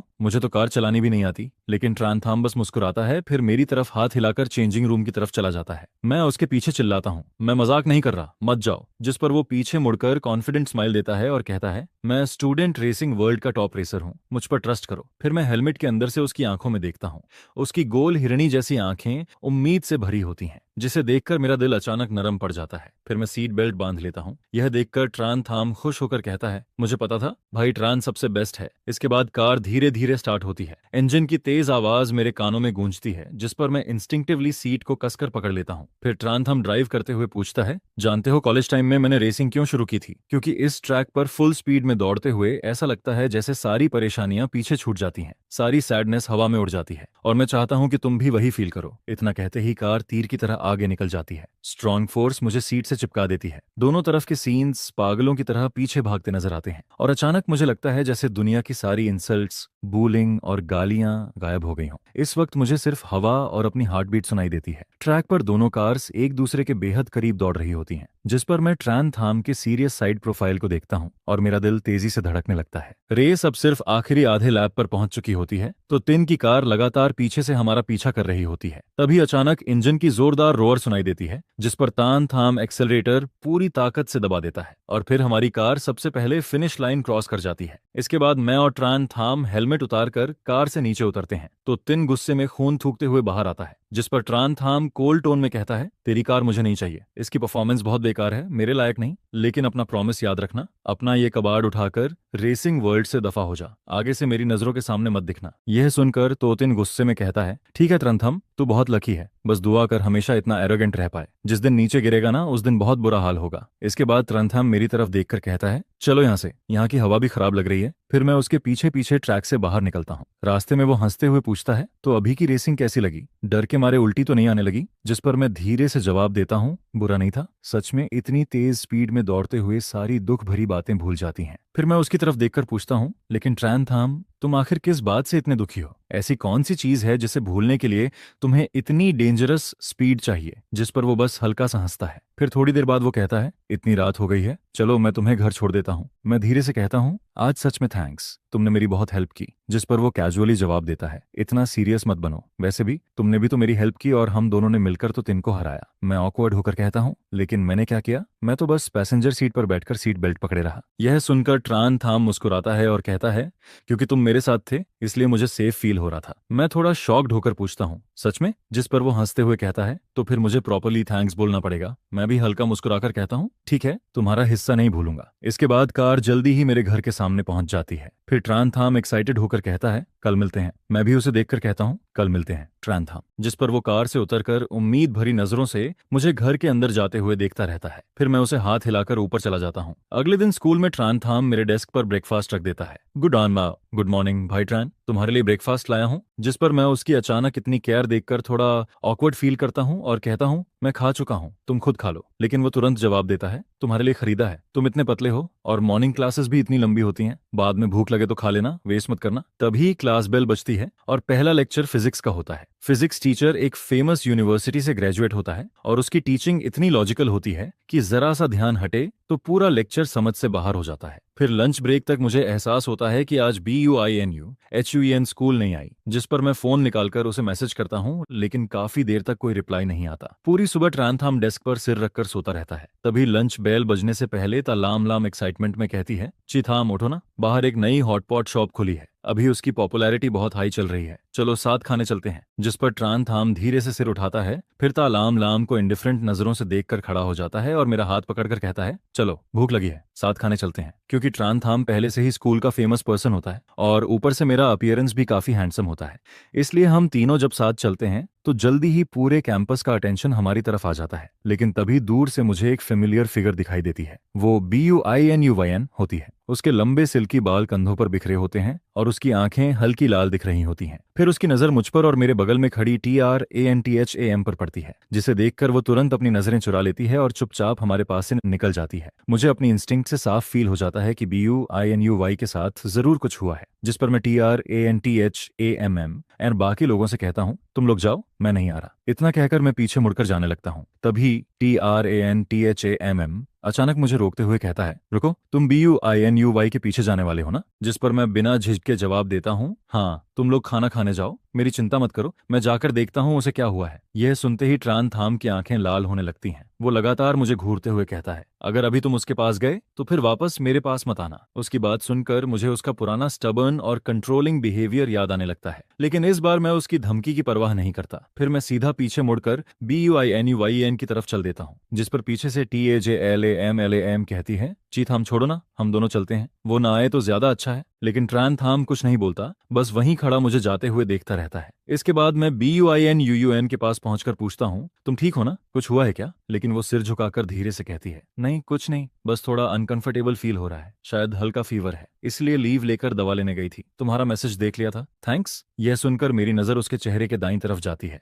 वहां हल्की सूजन होती है और साफ लाल स्लैप मार्क दिखाई दे रहा होता है, जिस पर मैं धीरे से कहता हूँ, तुम ठीक हो, यही काफी है, चलो लंच का टाइम हो गया है, मैं तुम्हें खाना खिलाता हूँ। क्या खाना है? इसके बाद मैं ट्रे उसके सामने रख देता हूँ। BUINUHUAN सिर झुकाकर चुपचाप खाना खाने लगती है। थोड़ी देर बाद मैं धीरे से पूछता हूँ, BUITHUAN के प्रपोजल के बारे में तुमने क्या सोचा? मेरी बात सुनकर भी वो सिर नहीं उठाती, लेकिन मैं नोटिस करता हूँ कि वो इंस्टिंक्टिवली चॉपस्टिक्स को और कसकर पकड़ लेती है। तभी पीछे से एक मॉकिंग वॉइस सुनाई देती है। लगता है पिछली बार की लेसन अभी काफी नहीं थी, जिस पर मैं तुरंत पीछे मुड़ता हूँ। सामने तोंगयेन खड़ा होता है। बुइन्युएन घबराकर कहती है, तुम तोंगयेन, तुमने भाई त्रान के साथ क्या किया? जिस पर वो हंसते हुए कहता है, कुछ खास नहीं, बस उसे उसकी औकात याद दिलाई है, ताकि उसे पता चले वो आखिर है क्या। फिर वो स्मग फेस बनाकर आगे कहता है, इस वीकेंड हमारे घर चैरिटी बॉल है, याद से आना, मैं चाहता हूँ कि तुम मेरी सबसे खूबसूरत डांस पार्टनर बनो। इसके बाद वो मेरी तरफ देखकर हंसता है और कहता है, और तुम भी आ सकते हो गांव वाले, आखिर कभी ना कभी तो तुम्हें पता चलना चाहिए कि असली अपर क्लास लाइफ कैसी होती है और तुम्हारे जैसे लो स्टेटस लोगों और हमारे बीच कितना फर्क है। यह सुनकर BUINUHUAN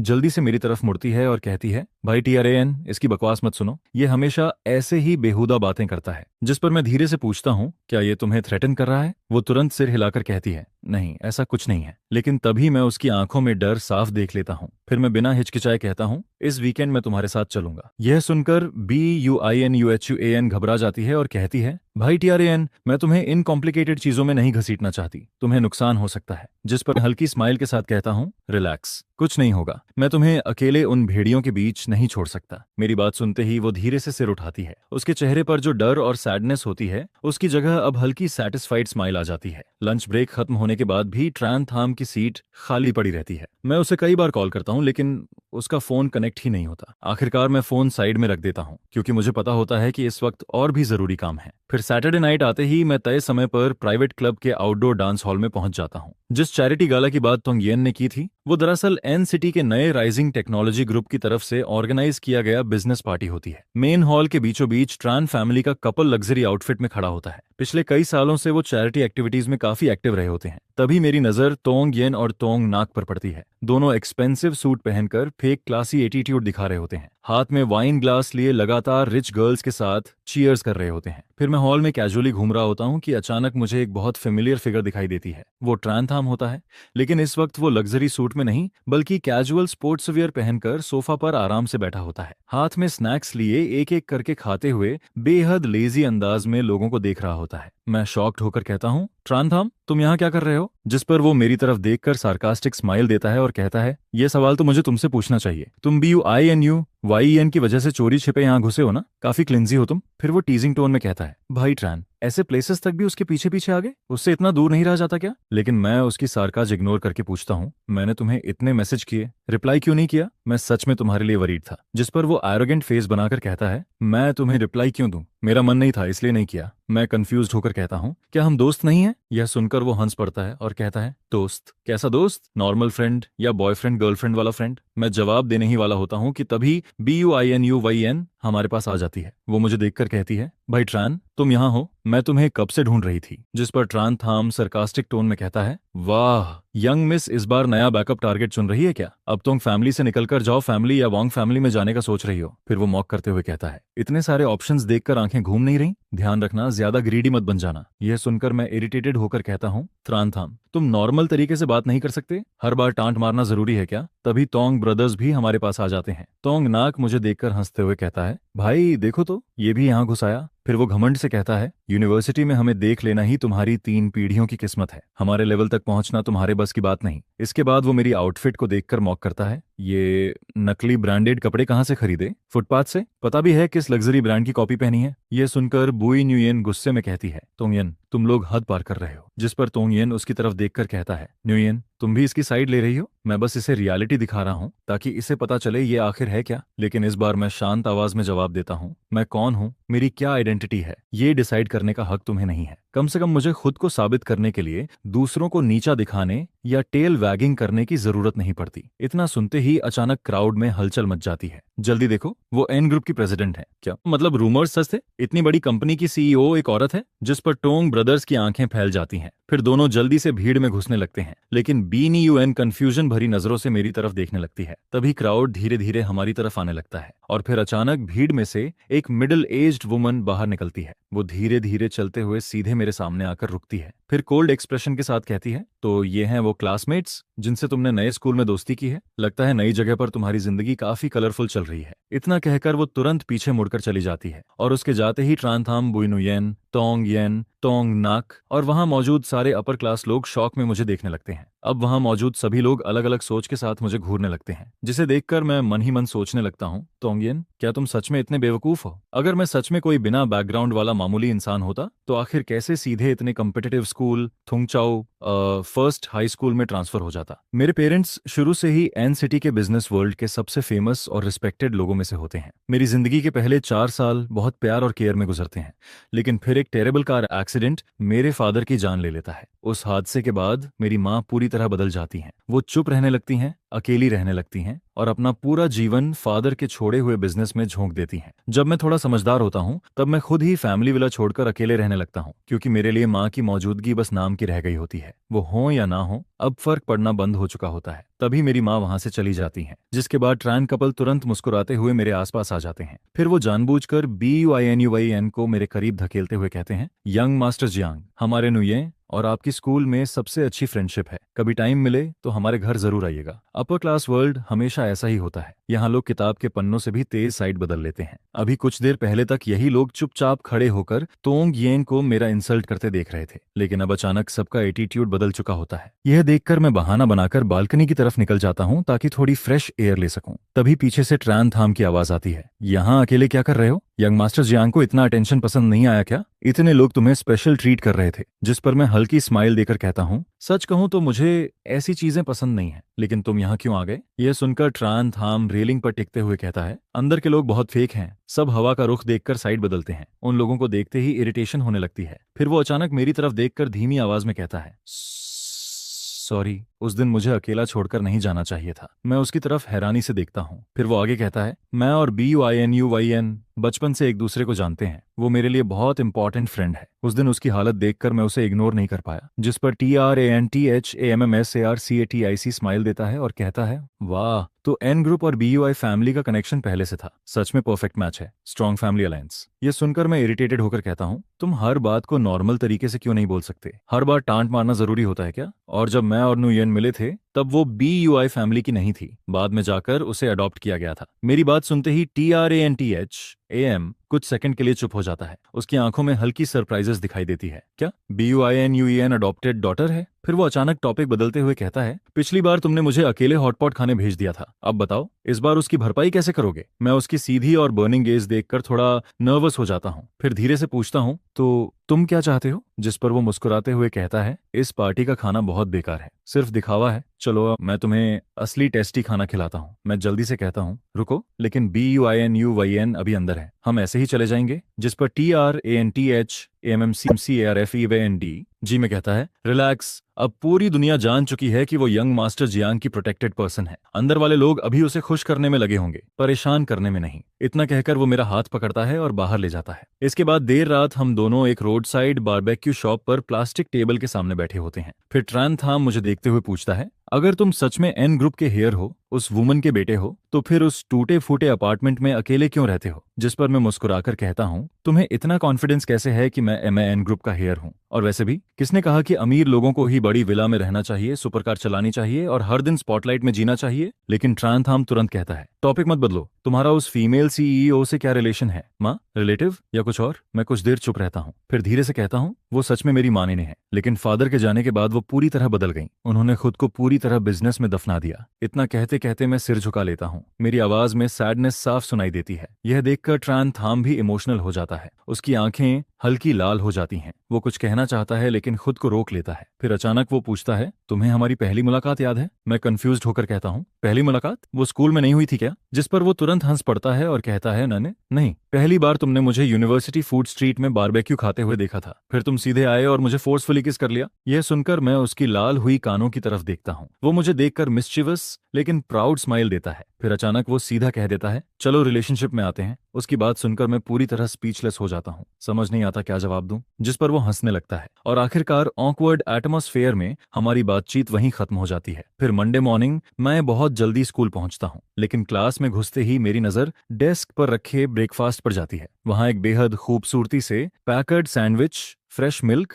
और परफेक्ट शेप वाला फ्राइड एग रखा होता है। यह देखकर मैं शॉक में खड़ा रह जाता हूँ, जबकि आसपास के क्लासमेट्स जेलसी से मुझे घूर रहे होते हैं। तभी BUINUYN मुस्कुराते हुए कहती है, भाई TRAN, तुम आ गए। मुझे डर था तुमने ब्रेकफास्ट नहीं किया होगा, इसलिए थोड़ा कुछ ले आई। देखो तुम्हें क्या पसंद है। हम बात कर ही रहे होते हैं कि तभी क्लासरूम का डोर जोर से खुलता है और ट्रान थाम अंदर आता है। वो हाथ में ब्रेकफास्ट लेकर एक्साइटेड आवाज में कहता है, भाई ट्रान, तुम्हारे लिए ब्रेकफास्ट लाया हूँ, सब फ्रेश बना है, जल्दी गरम गरम खा लो। लेकिन अगले ही सेकंड उसकी नजर मेरे डेस्क पर रखे ब्रेकफास्ट और BUI फैमिली के लोगों पर पड़ती है, जिस पर उसकी आंखों में अचानक एंगर चमक उठता है। फिर वो BUINUUN को घूरते हुए कहता है, तुम्हारा ब्रेकफास्ट अपनी डेस्क पर रखने की बजाय यहाँ क्यों रखा है? क्या दिखाना चाहती हो कि तुम्हारे घर का शेफ कितना अच्छा खाना बनाता है? इसके बाद वो और भी इरिटेटेड होकर कहता है, उसे खाना है भी या नहीं ये अलग बात है, लेकिन तुम्हारा लाया हुआ खाना वो नहीं खाएगा। अपने पास रखो और खुद खाओ। भाई ट्रान सिर्फ मेरा लाया हुआ खाना खाएगा। यह सुनकर BUINUHUAN धीरे से मेरी तरफ देखती है और पूछती है, सच में भाई TRAN, तुम मेरा बनाया हुआ ब्रेकफास्ट नहीं खाना चाहते? जिस पर मैं तुरंत ऑकवर्ड हो जाता हूँ और हकलाते हुए कहता हूँ, वो असल में मैंने घर पर ब्रेकफास्ट कर लिया था, बहुत ज्यादा खा लिया। ये दोनों ब्रेकफास्ट तुम लोग खुद खा लो, फेंकना वेस्ट होगा। और तभी सही समय पर क्लास बेल बज जाती है, जिस पर मैं राहत की सांस लेता हूँ, क्योंकि आखिरकार मैं इस डेंजरस सिचुएशन से बच निकलता हूँ। लेकिन मैं चाहे थोड़ी देर के लिए सिचुएशन से बच निकलूं, हमेशा के लिए तो नहीं बच सकता था। तभी ट्रान थाम अचानक मेरी तरफ देखकर कहता है, पिछली बार हॉटपॉट खाने का प्लान कैंसिल हो गया था, जिसकी वजह से मैं अभी तक इरिटेटेड हूँ, इसलिए आज दोपहर हम चाहे कुछ भी हो जाए प्रॉपर्ली खाना खाने जाएंगे। ये सुनते ही BUINUYN तुरंत उसकी तरफ घूरकर कहती है, भाई ट्रान पहले से मेरे साथ लंच का प्लान कर चुके हैं, अगर तुम्हें हॉटपॉट खाना है तो जाकर अकेले खाओ। जिस पर ट्रान थाम तुरंत पलटकर कहता है, और अगर मुझे अकेले नहीं खाना तो क्या प्रॉब्लम है? दोनों फिर वहीं खड़े खड़े आर्ग्यू करने लगते हैं, जबकि मैं उनके बीच खड़ा ऑकवर्ड स्माइल देता रहता हूँ। आखिरकार हम तीनों साथ साथ स्कूल कैंपस में चलते हैं। ट्रान थाम मेरी लेफ्ट साइड पर चिपका होता है और BUINUHUEN मेरी राइट साइड पर।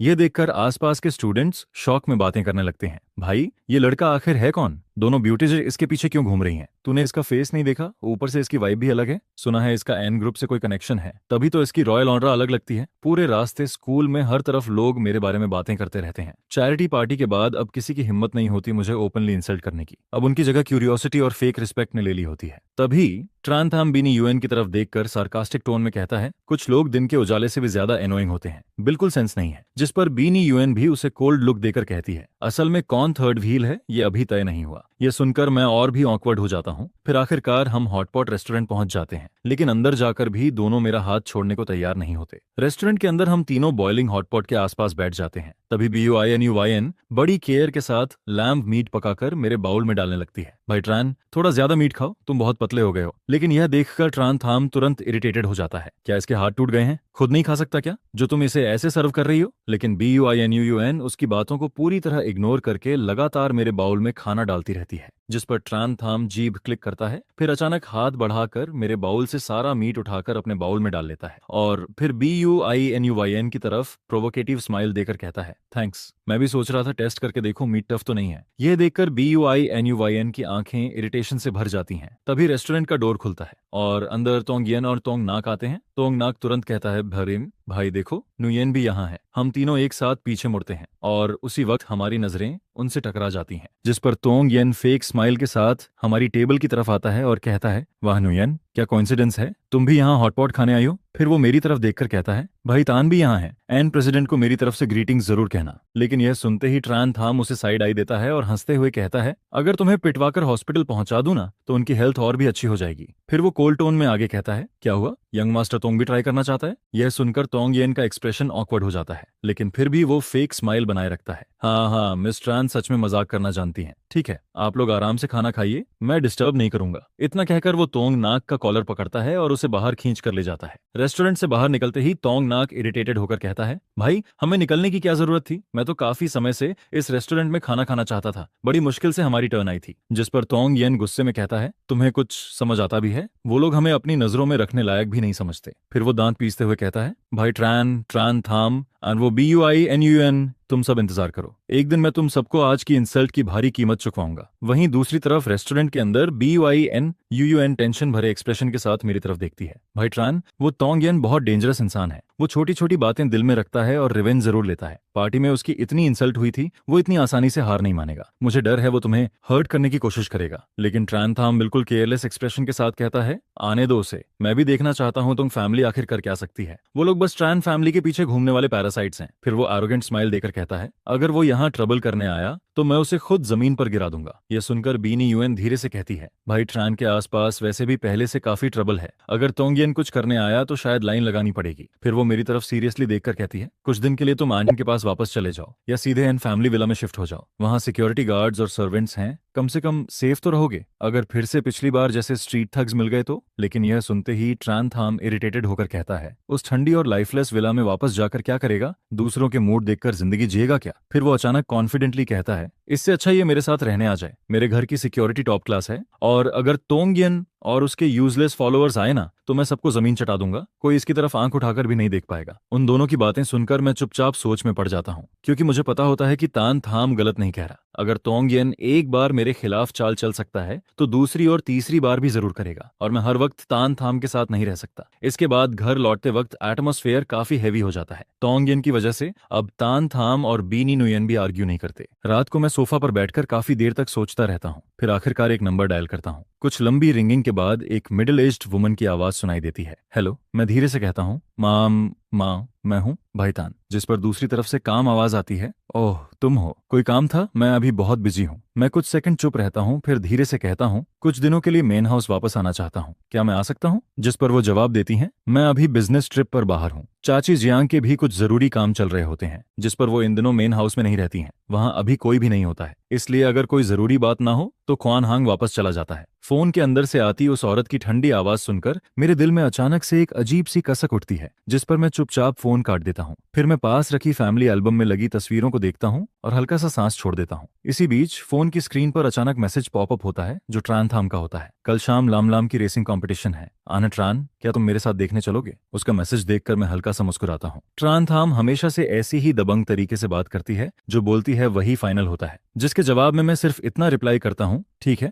रेस ट्रैक पर पहुंचते ही ता लम अपनी रेसिंग सूट में बेहद कूल लग रही होती है। दूर से ही हमें देखकर वो हाथ हिलाने लगती है, तुम दोनों आ गए, जल्दी आओ, मैं तुम्हें लिटिल ब्लैक दिखाती हूँ। चीथम इधर आओ। अरे अंतरन भी मुझे सपोर्ट करने आए हैं क्या? चीथम बस अब मेरा परफॉर्मेंस देखना, आज मैं और मेरी कार एकदम एक हो जाएंगे, मैं और ट्यू हाक पूरे मैदान में तहलका मचा देंगे और चैंपियनशिप जीत कर रहेंगे। यह कहते ही वो अपने काले चमकदार रेसिंग कार पर प्यार से हाथ फेरती है। जिस पर मैं भी उसकी नजरों का पीछा करते हुए उस कार को देखने लगता हूँ। मुझे पता होता है कि टी.एच.ऐक ट्रांथाम की सबसे पसंदीदा रेसिंग कार्स में से एक है। शायद इसी वजह से वो इतनी जिद करके मुझे यहाँ लेकर आई थी। वो इस मैच को बहुत ज्यादा इंपॉर्टेंट मानती है। यह सिर्फ तालम लम की रेसिंग वर्ल्ड में अपनी ताकत साबित करने वाली कंपटीशन नहीं होती, बल्कि ट्यू हाक का भी परफॉर्मेंस शो होता है। मेरी कोई बड़ी उम्मीद नहीं होती, मैं बस यही चाहता हूँ कि दोनों सेफली रेस पूरी कर लें, और अगर पूरे मैदान में धमाका कर दें तो उससे अच्छी बात और क्या होगी। जिस पर मैं ट्रांथाम की तरफ देखकर सिर हिलाता हूँ। तुम टेंशन मत लो, टीओ हाक और लाम लाम तुम्हें निराश नहीं करेंगे। सिटी यूनिवर्सिटी द्वारा ऑर्गेनाइज की गई स्टूडेंट रेसिंग कंपटीशन ऑफिशियली शुरू हो जाती है। टीएच, जिसे टीएलएल चला रही होती है, तीर की तरह ट्रैक पर दौड़ पड़ती है। रेस के पहले आधे हिस्से तक टीएलएल लगातार तीसरे नंबर पर बनी रहती है, लेकिन जैसे ही फाइनल लैप आता है वो अचानक एक्सेलरेटर पूरी ताकत से घुमा देती है और एक झटके में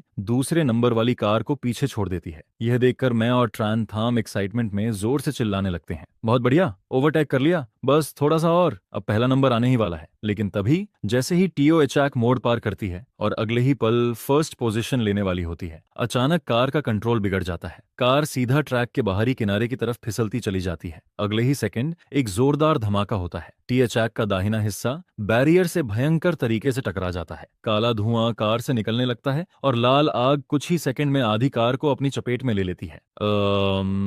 लैम लैम, यह देखकर हम दोनों पागलों की तरह आग की तरफ दौड़ पड़ते हैं। जहां तक लैम लैम जिंदा है या नहीं यह भी साफ नहीं होता। इमरजेंसी रूम के बाहर मैं और ट्रांथाम बुरी तरह परेशान होकर इधर उधर घूमते रहते हैं। एक्सीडेंट के बाद रेसिंग ट्रैक का मैनेजर ओल्डली हमारे पास आकर कहता है, मिस ट्रान, अनट्रान, एक्सीडेंट से 2 दिन पहले सु फैमिली का यंग मास्टर तो तिन्हा गैराज में आया था। उसने कहा था कि वो अपना भूला हुआ सामान लेने आया है, लेकिन वो टी हॉक के मेंटेनेंस एरिया में 1 घंटे से ज्यादा समय तक अकेला घूमता रहा। वहां कैमरा का ब्लाइंड स्पॉट था, इसलिए किसी को नहीं पता कि उसने क्या किया। यह सुनते ही ट्रांथाम की आंखें गुस्से से लाल हो जाती हैं। बहुत अच्छा तिन, अब तू बस इंतजार कर, यह मामला यहीं खत्म नहीं होगा। सर्जरी खत्म होने के बाद तालमलम को आईसीयू से बाहर लाया जाता है। उसका दाहिना पैर और दाहिना हाथ पूरी तरह बैंडेज और सपोर्ट में बंधा होता है। हालांकि एक्सीडेंट जानलेवा नहीं होता, लेकिन उसके हाथ और पैर बुरी तरह जल और छिल चुके होते हैं, जिस पर उसे लंबे समय तक आराम करना पड़ेगा। मैं और ट्रांथाम दोनों उसे बेहोशी में देखते रहते हैं। फिर ट्रांथाम धीमी आवाज में कहती है, असल में वो मुझे टारगेट करना चाहता था। यह सुनकर मैं उसका कांपता हुआ कंधा पकड़ता हूँ और उसे धीरे से कंफर्ट देता हूँ। वो जरूर इसकी कीमत चुकाएगा। एन सिटी का फाइनेंशियल चैनल हमेशा से सबसे ज्यादा चर्चित न्यूज चैनल माना जाता है। कुछ दिनों बाद हॉस्पिटल रूम में तालमलम धीरे से कहती है, चीथम, आपको मेरी इतनी केयर करने की जरूरत नहीं है। जिस पर ट्रांथाम आंखें घुमाते हुए सीधे उसके मुंह में अंगूर ठूंस देती है, कुछ खा भी लो वरना तुम्हारा मुंह कभी बंद नहीं होगा। फिर हम दोनों एक साथ टीवी की तरफ देखते हैं और एक दूसरे को देखकर मुस्कुरा देते हैं। तभी न्यूज एंकर की आवाज सुनाई देती है, आज एन सिटी की सबसे बड़ी फाइनेंशियल न्यूज, एसयू ग्रुप के वारिस तो तिन को कल रात एक 5 स्टार होटल के प्रेसिडेंशियल सूट से पुलिस ने गिरफ्तार कर लिया है। स्क्रीन पर तो तिन घबराकर कैमरा से बचता हुआ दिखाई देता है। अथॉरिटीज की इन्वेस्टिगेशन के मुताबिक सु ग्रुप पिछले कई सालों से गंभीर इलीगल एक्टिविटीज में शामिल था। सिर्फ एक रात में कंपनी की मार्केट वैल्यू बुरी तरह गिर गई। वहीं शेयर होल्डर्स भी कंपनी बिल्डिंग के बाहर जमा होकर कंपेंसेशन मांग रहे हैं। यह न्यूज देखकर तालमलम की आंखें पूरी खुल जाती हैं। उसके मुंह में रखा अंगूर तक चबाना भूल जाती है। हे भगवान, चीथाम, कमाल हो तुम, यह सब इतनी जल्दी और इतनी बेरहमी से कैसे कर दिया। वो कमीना तो तिन सच में इसी लायक था। जिस पर तानथाम गर्व से मुस्कुराती है, तुम्हें क्या लगता है तुम्हारी चीथाम कौन है? जिसने भी मेरे लोगों को छेड़ा उसका यही अंजाम हुआ है। फिर वो मेरी तरफ देखकर कहती है, लेकिन इस बार इतना क्लीन काम हो पाया तो उसका क्रेडिट एंट्रान को भी जाता है। उन्होंने बहुत इंपॉर्टेंट एविडेंस दिए और बेहद तेज तरीके से पूरा मामला खत्म किया। थैंक यू एंट्रान। जिस पर मैं शांत आवाज में कहता हूँ, कोई बात नहीं, सु ग्रुप हमेशा से बिजनेस वर्ल्ड में बेरहम रहा है। यह सब उन्होंने खुद अपने लिए किया है। मुझे याद आता है जब मैं टॉप फ्लोर पर बैठकर सु फैमिली के सारे इलीगल एविडेंस जमा कर रहा होता हूँ। मेरी माँ मुझे गहरी नजरों से देखती हैं, लेकिन उनकी आंखों में साइलेंट अप्रूवल साफ नजर आता है। फिर वो बिना कुछ कहे डॉक्यूमेंट्स पर साइन कर देती हैं। तभी तालमलम शरारती नजरों से हमें घूरने लगती है। अरे अरे, तुम दोनों के बीच कुछ तो चल रहा है, आखिर प्रोग्रेस कहाँ तक पहुंची? यह सुनते ही तानथाम उसके सिर पर हल्का सा मार देती है, अब अपना फल खाओ चुपचाप। इसी बीच मेरे फोन पर बुई न्यू येन का कॉल आ जाता है। पीछे से अभी भी तालाम लाम की दर्द भरी आवाज सुनाई देती रहती है, चिथम, मैं पहले ही इंजर्ड हूँ, फिर भी आप मुझे मार रही हो। मैं रूम से बाहर निकलकर कॉल रिसीव करता हूँ। हेलो नुयन। फोन के अंदर से उसकी नरम और मीठी आवाज सुनाई देती है, अंतरन, तुम आखिर कब वापस आओगे? मैं कल लौट आऊंगा। कोई जरूरी बात है क्या? वो कुछ सेकंड चुप रहती है, फिर धीरे से कहती है, मुझे तुमसे कुछ जरूरी बात करनी है। कल तुम वापस आ जाओ, फिर बात करते हैं। मैं अभी कुछ सोच ही रहा होता हूँ कि तभी ट्रांथाम गुस्से में रूम से बाहर निकलती है। वो सीधे मेरे हाथ से फोन छीन लेती है, कॉन्टैक्ट नेम देखती है और बिना कुछ बोले कॉल काट देती है। फिर वो घूरते हुए पूछती है, उसने क्या कहा? क्या वो फिर से तुम्हें बुला रही है? जिस पर मैं हल्का सा मुस्कुराकर कहता हूँ, अरे नहीं, ऐसी कोई बड़ी बात नहीं है, सच में कुछ नहीं। तो फिर अभी थोड़ी देर पहले तुम इतना सीरियस फेस बनाकर बाहर छुपकर कॉल सुनने क्यों गए थे? बोलोगे या नहीं? अगर नहीं बोले तो यहीं पर। जिस पर ट्रान थाम की आंखें धीरे धीरे डेंजरस होने लगती हैं। असल में तुम मुझे बहुत चाहते हो, बस बोलने की हिम्मत नहीं होती, है ना? ये बोलते ही वो मेरे बेहद करीब आ जाती है, जिसे देखकर मुझे याद आता है कि ये पब्लिक प्लेस है। जिस पर मैं जल्दी से उसे हल्का सा पीछे धक्का देता हूँ। इसके बाद मैं कहता हूँ कि BUINUHUA ने मुझे कल मिलने के लिए बुलाया है, उसे कुछ बात करनी है। जिस पर TRANTHAM तुरंत बोलती है, उसे आखिर क्या काम हो सकता है? पहले SONGYEN के पीछे घूमती थी, अब तुम्हारे पीछे आ रही है। BUI फैमिली का सबसे बड़ा बिजनेस कॉन्ट्रैक्ट तो दामाद ढूंढना ही है, और उसके लिए तुम्हारे जैसे लड़के पर ही नजर गई है। फिर वो आगे कहती है, वैसे भी नुयेन उनकी असली बेटी नहीं है, शायद उसकी भी अपनी मजबूरियां होंगी। जिसे सुनकर मैं बस चुप रह जाता हूँ। अगली सुबह क्लास में मैं BUINUYEN को देखकर पूछता हूँ, NUYEN क्या बात है, तुम मुझे ढूंढ रही थी? जिस पर वो धीरे से कहती है, दोपहर में रूफटॉप पर आना, मुझे तुमसे कुछ जरूरी बात करनी है। मैं उसकी बात मानकर सिर हिला देता हूँ। जिस पर मेरी नजर अचानक TRANTHAMM पर पड़ती है, जो बिना पलक झपकाए हम दोनों को घूर रही होती है। दोपहर में रूफटॉप पर BUINUUN रेलिंग के सहारे खड़ी होती है। हवा उसके लंबे बालों को उड़ाती रहती है। जिस पर वो थोड़ी नर्वस होकर बोलती है, आनुट्रान, आज मैं तुमसे एक बात कहना चाहती हूँ। मैं चाहती हूँ कि तुम मेरे फेक बॉयफ्रेंड बन जाओ। यह सुनते ही मैं शॉक्ड होकर उसे देखने लगता हूँ। Fake boyfriend? जिस पर वो धीरे धीरे सब एक्सप्लेन करना शुरू करती है। पिछली मुलाकात के बाद मेरे फोस्टर पेरेंट्स को हमारे बारे में पता चल गया, तभी से वो लगातार मुझ पर प्रेशर डाल रहे हैं।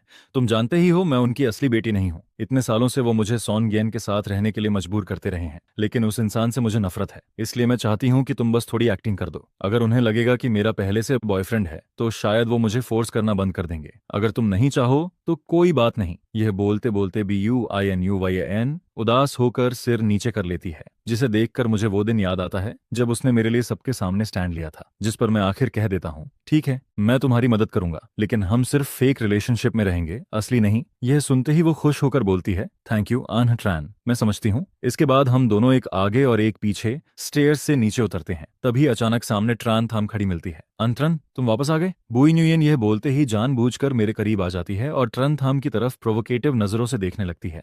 जिस पर ट्रन थाम कंफ्यूज्ड होकर पूछती है, तुम दोनों? फिर बुइनुयेन मुस्कुराकर कहती है, यूनिवर्सिटी का सबसे हैंडसम लड़का अंतरन अब मेरा बॉयफ्रेंड है। यह सुनते ही मैं उसे रोकने की कोशिश करता हूँ, लेकिन वो धीरे से फुसफुसाकर कहती है, प्लीज सच मत बताना। अगर इसे पता चल गया कि ये फेक है तो ये जरूर बाहर फैला देगी, और अगर मेरे फॉस्टर पेरेंट्स तक बात पहुंच गई तो वो फिर से मुझे मजबूर करेंगे, फिर हमारी सारी मेहनत बेकार हो जाएगी। जिस पर मैं होंठ भींच कर चुप रह जाता हूँ। यह देखकर ट्रान थाम की आंखें तुरंत लाल होने लगती हैं। अनट्रान, क्या तुम सच में इसके साथ हो? यह बोलते ही वो मुझे ऐसा लुक देती है जैसे उसका दिल पूरी तरह टूट चुका हो, और फिर बिना पीछे देखे वहां से चली जाती है। जिस पर मैं वहीं खड़ा रह जाता हूँ और ऐसा फील होने लगता है जैसे किसी ने मेरी छाती को कसकर पकड़ लिया हो। इसके बाद BUINUYEN पीछे से आवाज लगाती है, वीकेंड पर मेरे घर आना मत भूलना। अगर एक्टिंग करनी है तो आखिर तक करनी पड़ेगी। दोपहर की क्लास में TRANTHAM दिखाई नहीं देती। मैं उसे कई कॉल्स करता हूँ लेकिन वो एक भी नहीं उठाती। मैसेजेस सिर्फ सीन होते रहते हैं, रिप्लाई नहीं आता, और फिर त्रांथम एक बार फिर मेरी जिंदगी से गायब हो जाती है। वीकेंड के दिन तय समय पर मैं बुइनुयेन के घर पहुंचता हूँ। उसका घर एक बहुत बड़ा लग्जरी विला होता है, जिस पर ट्रान कपल खुद बाहर आकर मेरा स्वागत करते हैं। अंतरन, तुम आ गए? मैं तुरंत पोलाइटली बोलता हूँ, आप लोग मुझे सिर्फ अंतरन कहकर बुलाइए। जिस पर वो हंसते हुए कहते हैं, सुना है तुम दोनों बचपन से एक दूसरे को जानते हो, सच में बड़ी किस्मत की बात है। और हमने ये भी सुना कि तुम फैमिली के साथ नहीं रहते, अकेले बाहर रहते हो। इतनी कम उम्र में खुद का फैसला लेना वाकई इम्प्रेसिव है। यह सुनकर मैं अंदर ही अंदर चौंक जाता हूँ, क्योंकि मेरे बाहर रहने की बात तो नुयेन के पिता को भी नहीं पता थी। इसके बाद डाइनिंग टेबल पर तान मैडम खुद अपने हाथों से बनाई हुई मिठाई मेरी तरफ बढ़ाती हैं। अनहतान, इसे टेस्ट करो। जिस पर मैं वो प्लेट सीधे BUINUYEN की तरफ बढ़ाकर कहता हूँ, पहले तुम खाओ, तुम्हें भी भूख लगी होगी। यह देखकर वहां बैठे बाकी लोगों के एक्सप्रेशंस तुरंत बदल जाते हैं, जबकि BUINUYEN मुझे बेहद ग्रेटफुल नजरों से देखने लगती है। इसके बाद ट्रान फैमिली आखिर असली मुद्दे पर आती है। अगर तुम दोनों एक दूसरे को पसंद करते हो तो शादी जैसी बड़ी बात जल्दी तय कर लेनी चाहिए। जिस पर मैं कामली जवाब देता हूँ, असल में मैं भी यही बात कहना चाहता था।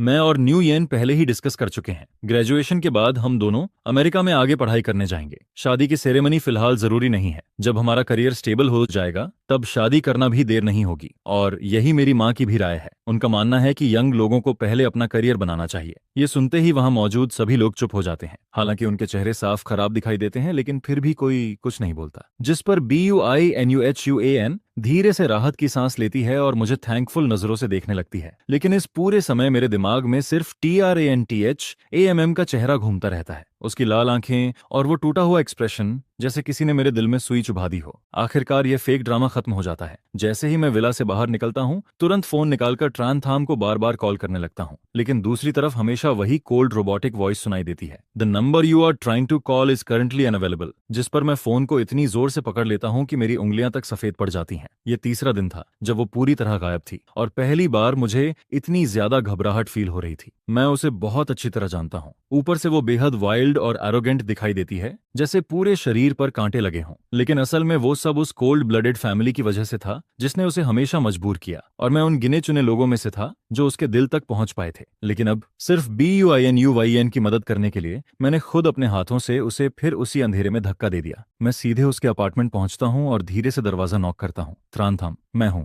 अनत्रान। त्रानथाम, मुझे पता है तुम अंदर हो। मैं और BUN सच में रिलेशनशिप में नहीं है। ये सब सिर्फ एक्टिंग थी, सिर्फ उसकी फैमिली से उसे बचाने के लिए। मैंने तुम्हें कभी धोखा नहीं दिया, कभी नहीं। इतना सुनते ही दरवाजा एक हल्की सी आवाज के साथ खुलता है, जिस पर ट्रांथाम दरवाजे के पीछे खड़ी दिखाई देती है। उसकी आंखें इतनी ज्यादा सूजी हुई होती हैं जैसे अखरोट की तरह फूल गई हों। आंखों के नीचे गहरे डार्क सर्कल साफ नजर आते हैं। पूरा शरीर पहले से काफी दुबला दिखाई देता है, जिसे देखकर मेरा दिल जोर जोर से दर्द करने लगता है। सब फेक था? तानथाम कांपती आवाज में पूछती है। अगर ऐसा था तो उस वक्त तुमने एक्सप्लेन क्यों नहीं किया? अनहतान, मैंने सोचा था तुम बाकी लोगों जैसे नहीं हो। इसके बाद उसकी आंखों से फिर आंसू बहने लगते हैं। बचपन से मुझे कभी किसी का प्यार नहीं मिला। मेरे पापा हमेशा उस दूसरी औरत की ही बात सुनते थे। वो औरत BUINUHUYN को खजाने की तरह संभालती थी, जबकि मुझे एक अनवांटेड बच्चे की तरह ट्रीट करती थी। फिर वो आगे कहती है, यूनिवर्सिटी आने के बाद ही मैं तुमसे मिली। सिर्फ तुम ही थे जिसने मुझे रिजेक्ट नहीं किया, जिसने मुझे खुद से दूर नहीं धकेला। यह सुनकर मैं धीरे से हाथ बढ़ाता हूँ और उसके गालों पर बहते आंसुओं को वाइप करता हूँ। मेरी उंगलियां उसकी गर्म स्किन को टच करती हैं, जिस पर मैं बेहद सॉफ्टली लेकिन फर्म आवाज में कहता हूँ, सॉरी ट्रांथा, ये सब मेरी गलती थी। BUINUUAN बचपन से मेरी दोस्त है। उसकी फोस्टर मदर उसे जबरदस्ती मैरिज मीटिंग के लिए पुश कर रही थी। वो सच में मजबूर थी, इसलिए मैंने सिर्फ उसका फेक बॉयफ्रेंड बनकर एक्टिंग की ताकि उसके घर वाले शांत हो जाएं। फिर मैं उसकी आंखों में देखते हुए कहता हूँ, लेकिन मैंने कभी भी उससे प्यार नहीं किया, और ना ही कभी उसके साथ रहने का सोचा। मेरे दिल में शुरू से आखिर तक सिर्फ तुम रही हो। सच में सिर्फ तुम। यह सुनते ही ट्रांथाम कांपती आवाज में पूछती है, सच? जिस पर मैं तुरंत उसका हाथ कसकर पकड़ लेता हूँ। 1000 बार सच। फिर मैं हल्का सा मुस्कुराते हुए कहता हूँ, याद है वो पहली बार जब हम यूनिवर्सिटी फूड स्ट्रीट में मिले थे? जिस वक्त तुमने मुझे किस किया था, उसी पल मेरा हार्ट बीट बेकाबू हो गया था। उसके बाद स्कूल में तुम हमेशा मुझे परेशान करती रहती थी, लेकिन पता नहीं क्यों मेरी नजर हमेशा तुम्हें ही ढूंढती रहती थी। तुम्हारा मुंह भले ही कितना रफ था, लेकिन तुम हमेशा मेरी प्रोटेक्शन करती थी, मेरा ध्यान रखती थी, यहाँ तक कि मेरे लिए खुद को डेंजर में डाल देती थी। जिस पर मैं उसकी तरफ देखकर धीरे से कहता हूँ, त्रांथम, उस रात से ही मैं तुम्हें पसंद करने लगा था। उसी दिन से मैं तुमसे प्यार करने लगा था। यह सुनते ही उसकी आंखों से आंसू और तेजी से गिरने लगते हैं। अगले ही पल वो सीधे मेरे सीने से लिपट जाती है और मुझे कसकर पकड़ लेती है। अब दोबारा मुझे धोखा मत देना, और कभी भी मुझे अकेला छोड़कर मत जाना। जिस पर मैं उसकी पतली पीठ को धीरे धीरे सहलाते हुए कहता हूँ, मैं प्रॉमिस करता हूँ अब ऐसा कभी नहीं होगा। 3 दिनों से दिल पर रखा भारी पत्थर आखिरकार इस पल हट जाता है। इसके बाद मैं उसके अपार्टमेंट के अंदर आता हूँ। घर ज्यादा बड़ा नहीं होता, लेकिन बेहद साफ सुथरा होता है। दीवारों पर रेसिंग पोस्टर्स लगे होते हैं, कोने में कई हेलमेट्स पड़े दिखाई देते हैं। पूरा कमरा उसकी एनर्जेटिक पर्सनालिटी से भरा हुआ लगता है। मैं लंबे समय तक वहीं उसके साथ बैठा रहता हूँ, और जब ट्रांथाम पूरी तरह काम हो जाती है, तब मैं उसे धीरे धीरे सारी बातें डिटेल में समझाता हूँ। हम्फ तो BUNU जैसे तुम्हारे पास इसलिए आई थी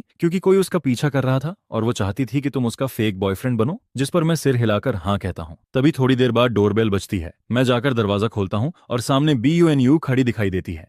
उसके हाथ में फ्रूट्स का बैग होता है। जैसे ही वो ट्रांथाम को शांत हालत में देखती है, वो खुद आगे बढ़कर कहती है, ट्रांथाम, आई एम सॉरी। पहले मैंने सेल्फिश होकर जियांगथान का इस्तेमाल किया। मैंने जानबूझकर गलतफहमी पैदा की जिससे तुम्हें दुख पहुंचा। सच में सॉरी। जिस पर ट्रांथाम अभी भी थोड़ी कोल्ड नजरों से उसे देखती है, लेकिन पहले जैसी हॉस्टिलिटी अब नहीं रहती। फिर वो धीरे से बोलती है, तुम तो BUI फैमिली की प्रेशियस डॉटर हो, फिर मुझ जैसी अनवांटेड लड़की से माफी क्यों मांग रही हो? यह सुनकर BUI हल्का सा बिटर स्माइल देती है। मैं सिर्फ अडॉप्टेड डॉटर हूँ। दूसरों के घर में रहकर कैसा फील होता है, ये मैं किसी से ज्यादा ज्यादा अच्छे से समझती हूँ। फिर वो आगे कहती है, मैं साफ देख सकती हूँ कि तुम जियांग थान की कितनी परवाह करती हो। मुझे तुम्हें हर्ट करने के लिए ऐसा तरीका इस्तेमाल नहीं करना चाहिए था। आखिर हम दोनों वो लोग हैं जिन्हें हमेशा प्यार की कमी रही, इसलिए हमें एक दूसरे को और दर्द देने की जरूरत नहीं है। जिस पर ट्रान थाम कुछ देर तक चुप रहती है, फिर BUI NUN की सिंसियर आंखों को देखकर आखिर धीरे से सिर हिला देती है। ठीक है, इस बात को यहीं खत्म करते हैं। और इसी पल हम तीनों के बीच जमा सारी गलतफहमियां आखिरकार पूरी तरह खत्म हो जाती हैं। ट्रान थाम भी आखिर समझ जाती है कि मैंने कभी किसी और को चूज नहीं किया था। शुरू से आखिर तक मैंने हमेशा सिर्फ उसे ही चुना था। इसके बाद स्कूल लौटने पर भी सॉन्ग येन और सॉन्ग नोग हार नहीं मानते। वो अपनी फैमिली बैकग्राउंड का इस्तेमाल करके हमें परेशान करने की कोशिश करते हैं, लेकिन उन्हें नहीं पता होता कि सू फैमिली के डाउनफॉल के बाद सॉन्ग फैमिली भी अपनी सारी पावर खो चुकी है। उनका गोल्डन एरा पहले ही खत्म हो चुका था। सॉन्ग येन जानबूझकर मेरे और तान थाम के बारे में चीप रूमर्स फैलाने लगता है, लेकिन उसी वक्त ता लमलम अपने क्लासमेट्स के साथ आकर उसकी पोल खोल देती है, जिस पर सॉन्ग येन गुस्से में अटैक करने की कोशिश करता है, लेकिन उल्टा सिक्योरिटी गार्ड्स उसे पकड़ लेते हैं और ब्लैकलिस्ट में डाल देते हैं। कुछ ही समय बाद सॉन्ग फैमिली का पूरा बिजनेस कोलैप्स हो जाता है और ऑफिशियली बैंकरप्टेसी अनाउंस हो जाती है। सॉन्ग येन और सॉन्ग नोग, जो कभी रिच यंग मास्टर्स थे,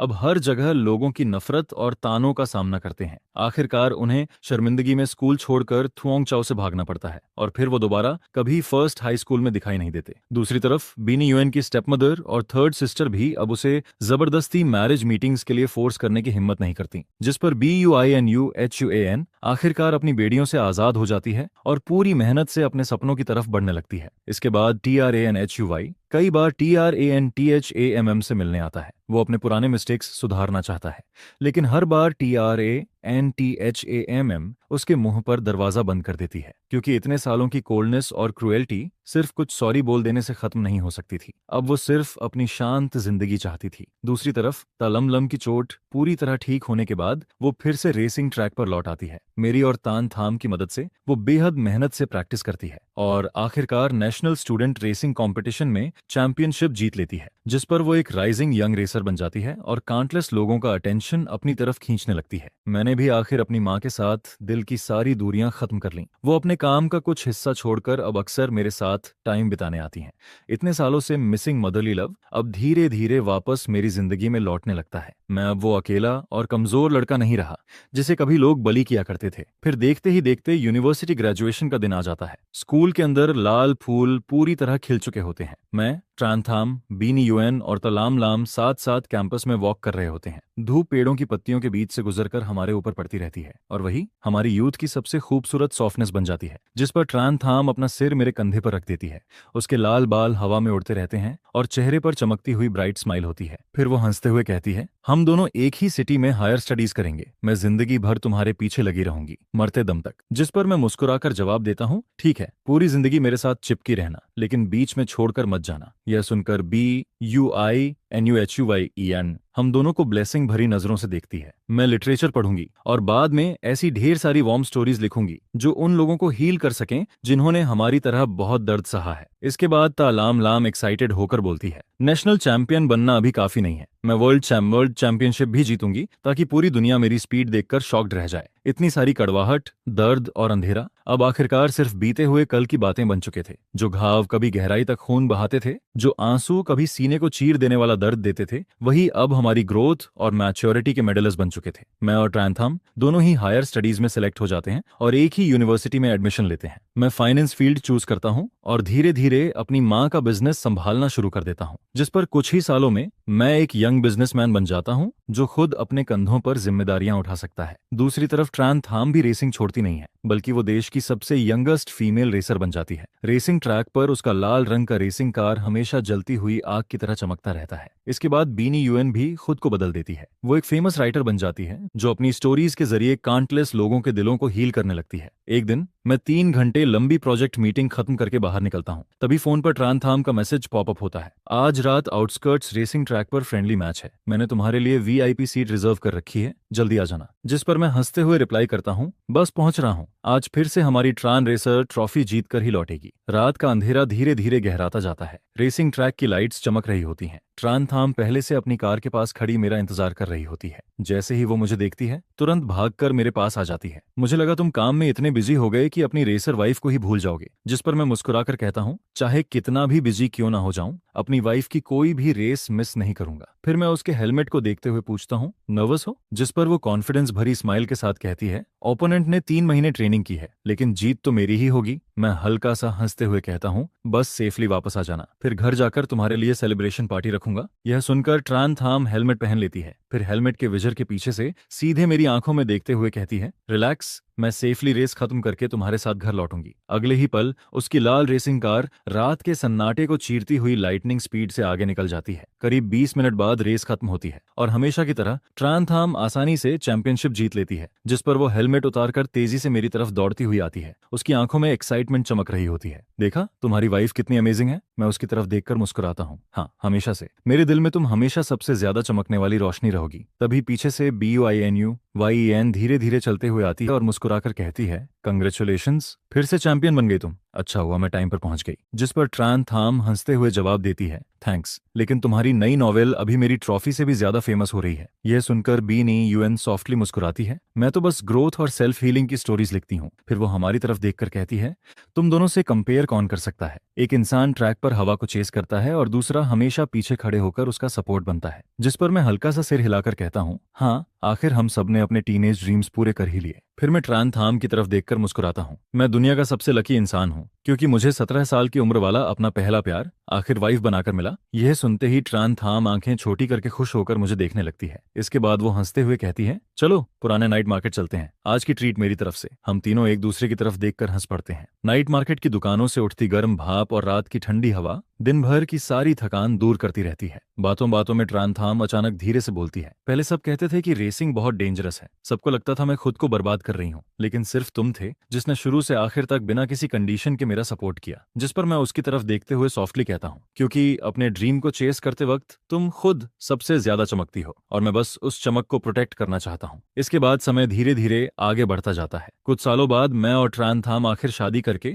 ऑफिशियली एक परिवार बन जाते हैं। शादी के तीसरे साल हमारी छोटी सी बेटी तेते इस दुनिया में आती है। एक वीकेंड पर BUNUUN हमसे मिलने घर आती है, जिस पर ट्रान थाम उसे देखते ही खुशी से स्वागत करने दौड़ पड़ती है। इसके बाद BUINUHUAN अपनी खुद की बनाई हुई पिक्चर बुक हमारी बेटी को देते हुए कहती है, ये हमारी छोटी TEE के लिए, उसकी जिंदगी हमेशा खुशियों से भरी रहे। यह देखकर TRANTHAM मुस्कुराते हुए मेरे कंधे पर सिर टिका देती है। सच में टाइम कितना जल्दी निकल गया। पहले हम फ्यूचर को लेकर कंफ्यूज्ड रहते थे, खुद को प्रूव करने के लिए स्ट्रगल करते थे, और अब करियर भी स्टेबल है, फैमिली भी कंप्लीट है। फिर मैं उसकी तरफ देखकर पूछता हूँ, वैसे अगले महीने नेशनल फाइनल्स की तैयारी कैसी चल रही है? वो इस साल की सबसे इंपॉर्टेंट रेस है। जिस पर ट्रान थाम थोड़ा नर्वस होकर कहती है, सच कहूं तो थोड़ा प्रेशर है, अगर ये जीत गई तो पूरे साल की ओवरऑल चैंपियन बन जाऊंगी। फिर वो मेरी तरफ और हमारी बेटी की तरफ देखकर धीरे से बोलती है, उस दिन तुम दोनों मुझे चीयर करने जरूर आना, ठीक है? तुम लोगों के बिना मेरा दिल काम नहीं रहता। जिस पर मैं तुरंत उसका हाथ पकड़ लेता हूँ, मैं हमेशा तुम्हारे साथ रहूंगा, कंपनी का सारा काम पहले ही अरेंज कर दिया है, तुम्हारी फाइनल रेस मिस करने का सवाल ही नहीं उठता। यह सुनते ही ट्रान थाम खुशी से मुस्कुराने लगती है, पति हो तो ऐसे। इसके बाद BUINUYN भी मुस्कुराकर कहती है, मैंने भी अगले महीने की सारी बुक साइनिंग इवेंट्स कैंसिल कर दी हैं, मैं खुद वहां आकर तुम्हें सपोर्ट करूंगी और मैं तुम्हारी ड्रीम चेसिंग स्टोरी को अपनी अगली बुक में लिखना चाहती हूँ। जिस पर ट्रान थाम धीरे से हंस पड़ती है। बाकी लोग सिर्फ वो मोमेंट देखते हैं जब मैं फिनिश लाइन क्रॉस करती हूँ, लेकिन सिर्फ तुम दोनों ने मुझे उस हालत में भी देखा है जब प्रैक्टिस के दौरान मैं चोटिल होकर टूट जाती थी। तुम दोनों हमेशा मेरे साथ खड़े रहे। यह सुनकर मैं उसके बालों को धीरे से सहलाता हूँ। तुम्हारी स्ट्रगल्स और टीयर्स भी तुम्हारा हिस्सा हैं और मैं हमेशा तुम्हारा स्ट्रॉन्गेस्ट सपोर्ट बनकर खड़ा रहूंगा। आखिरकार नेशनल फाइनल्स का दिन आ जाता है। स्टेडियम पूरा पैक्ड होता है। अगले ही पल लाल रेसिंग कार सबसे आगे फिनिश लाइन क्रॉस करती है। पूरा स्टेडियम जोरदार तालियों से गूंज उठता है। हमारी छोटी TT एक्साइटमेंट में जोर जोर से चिल्लाती है, मम्मा।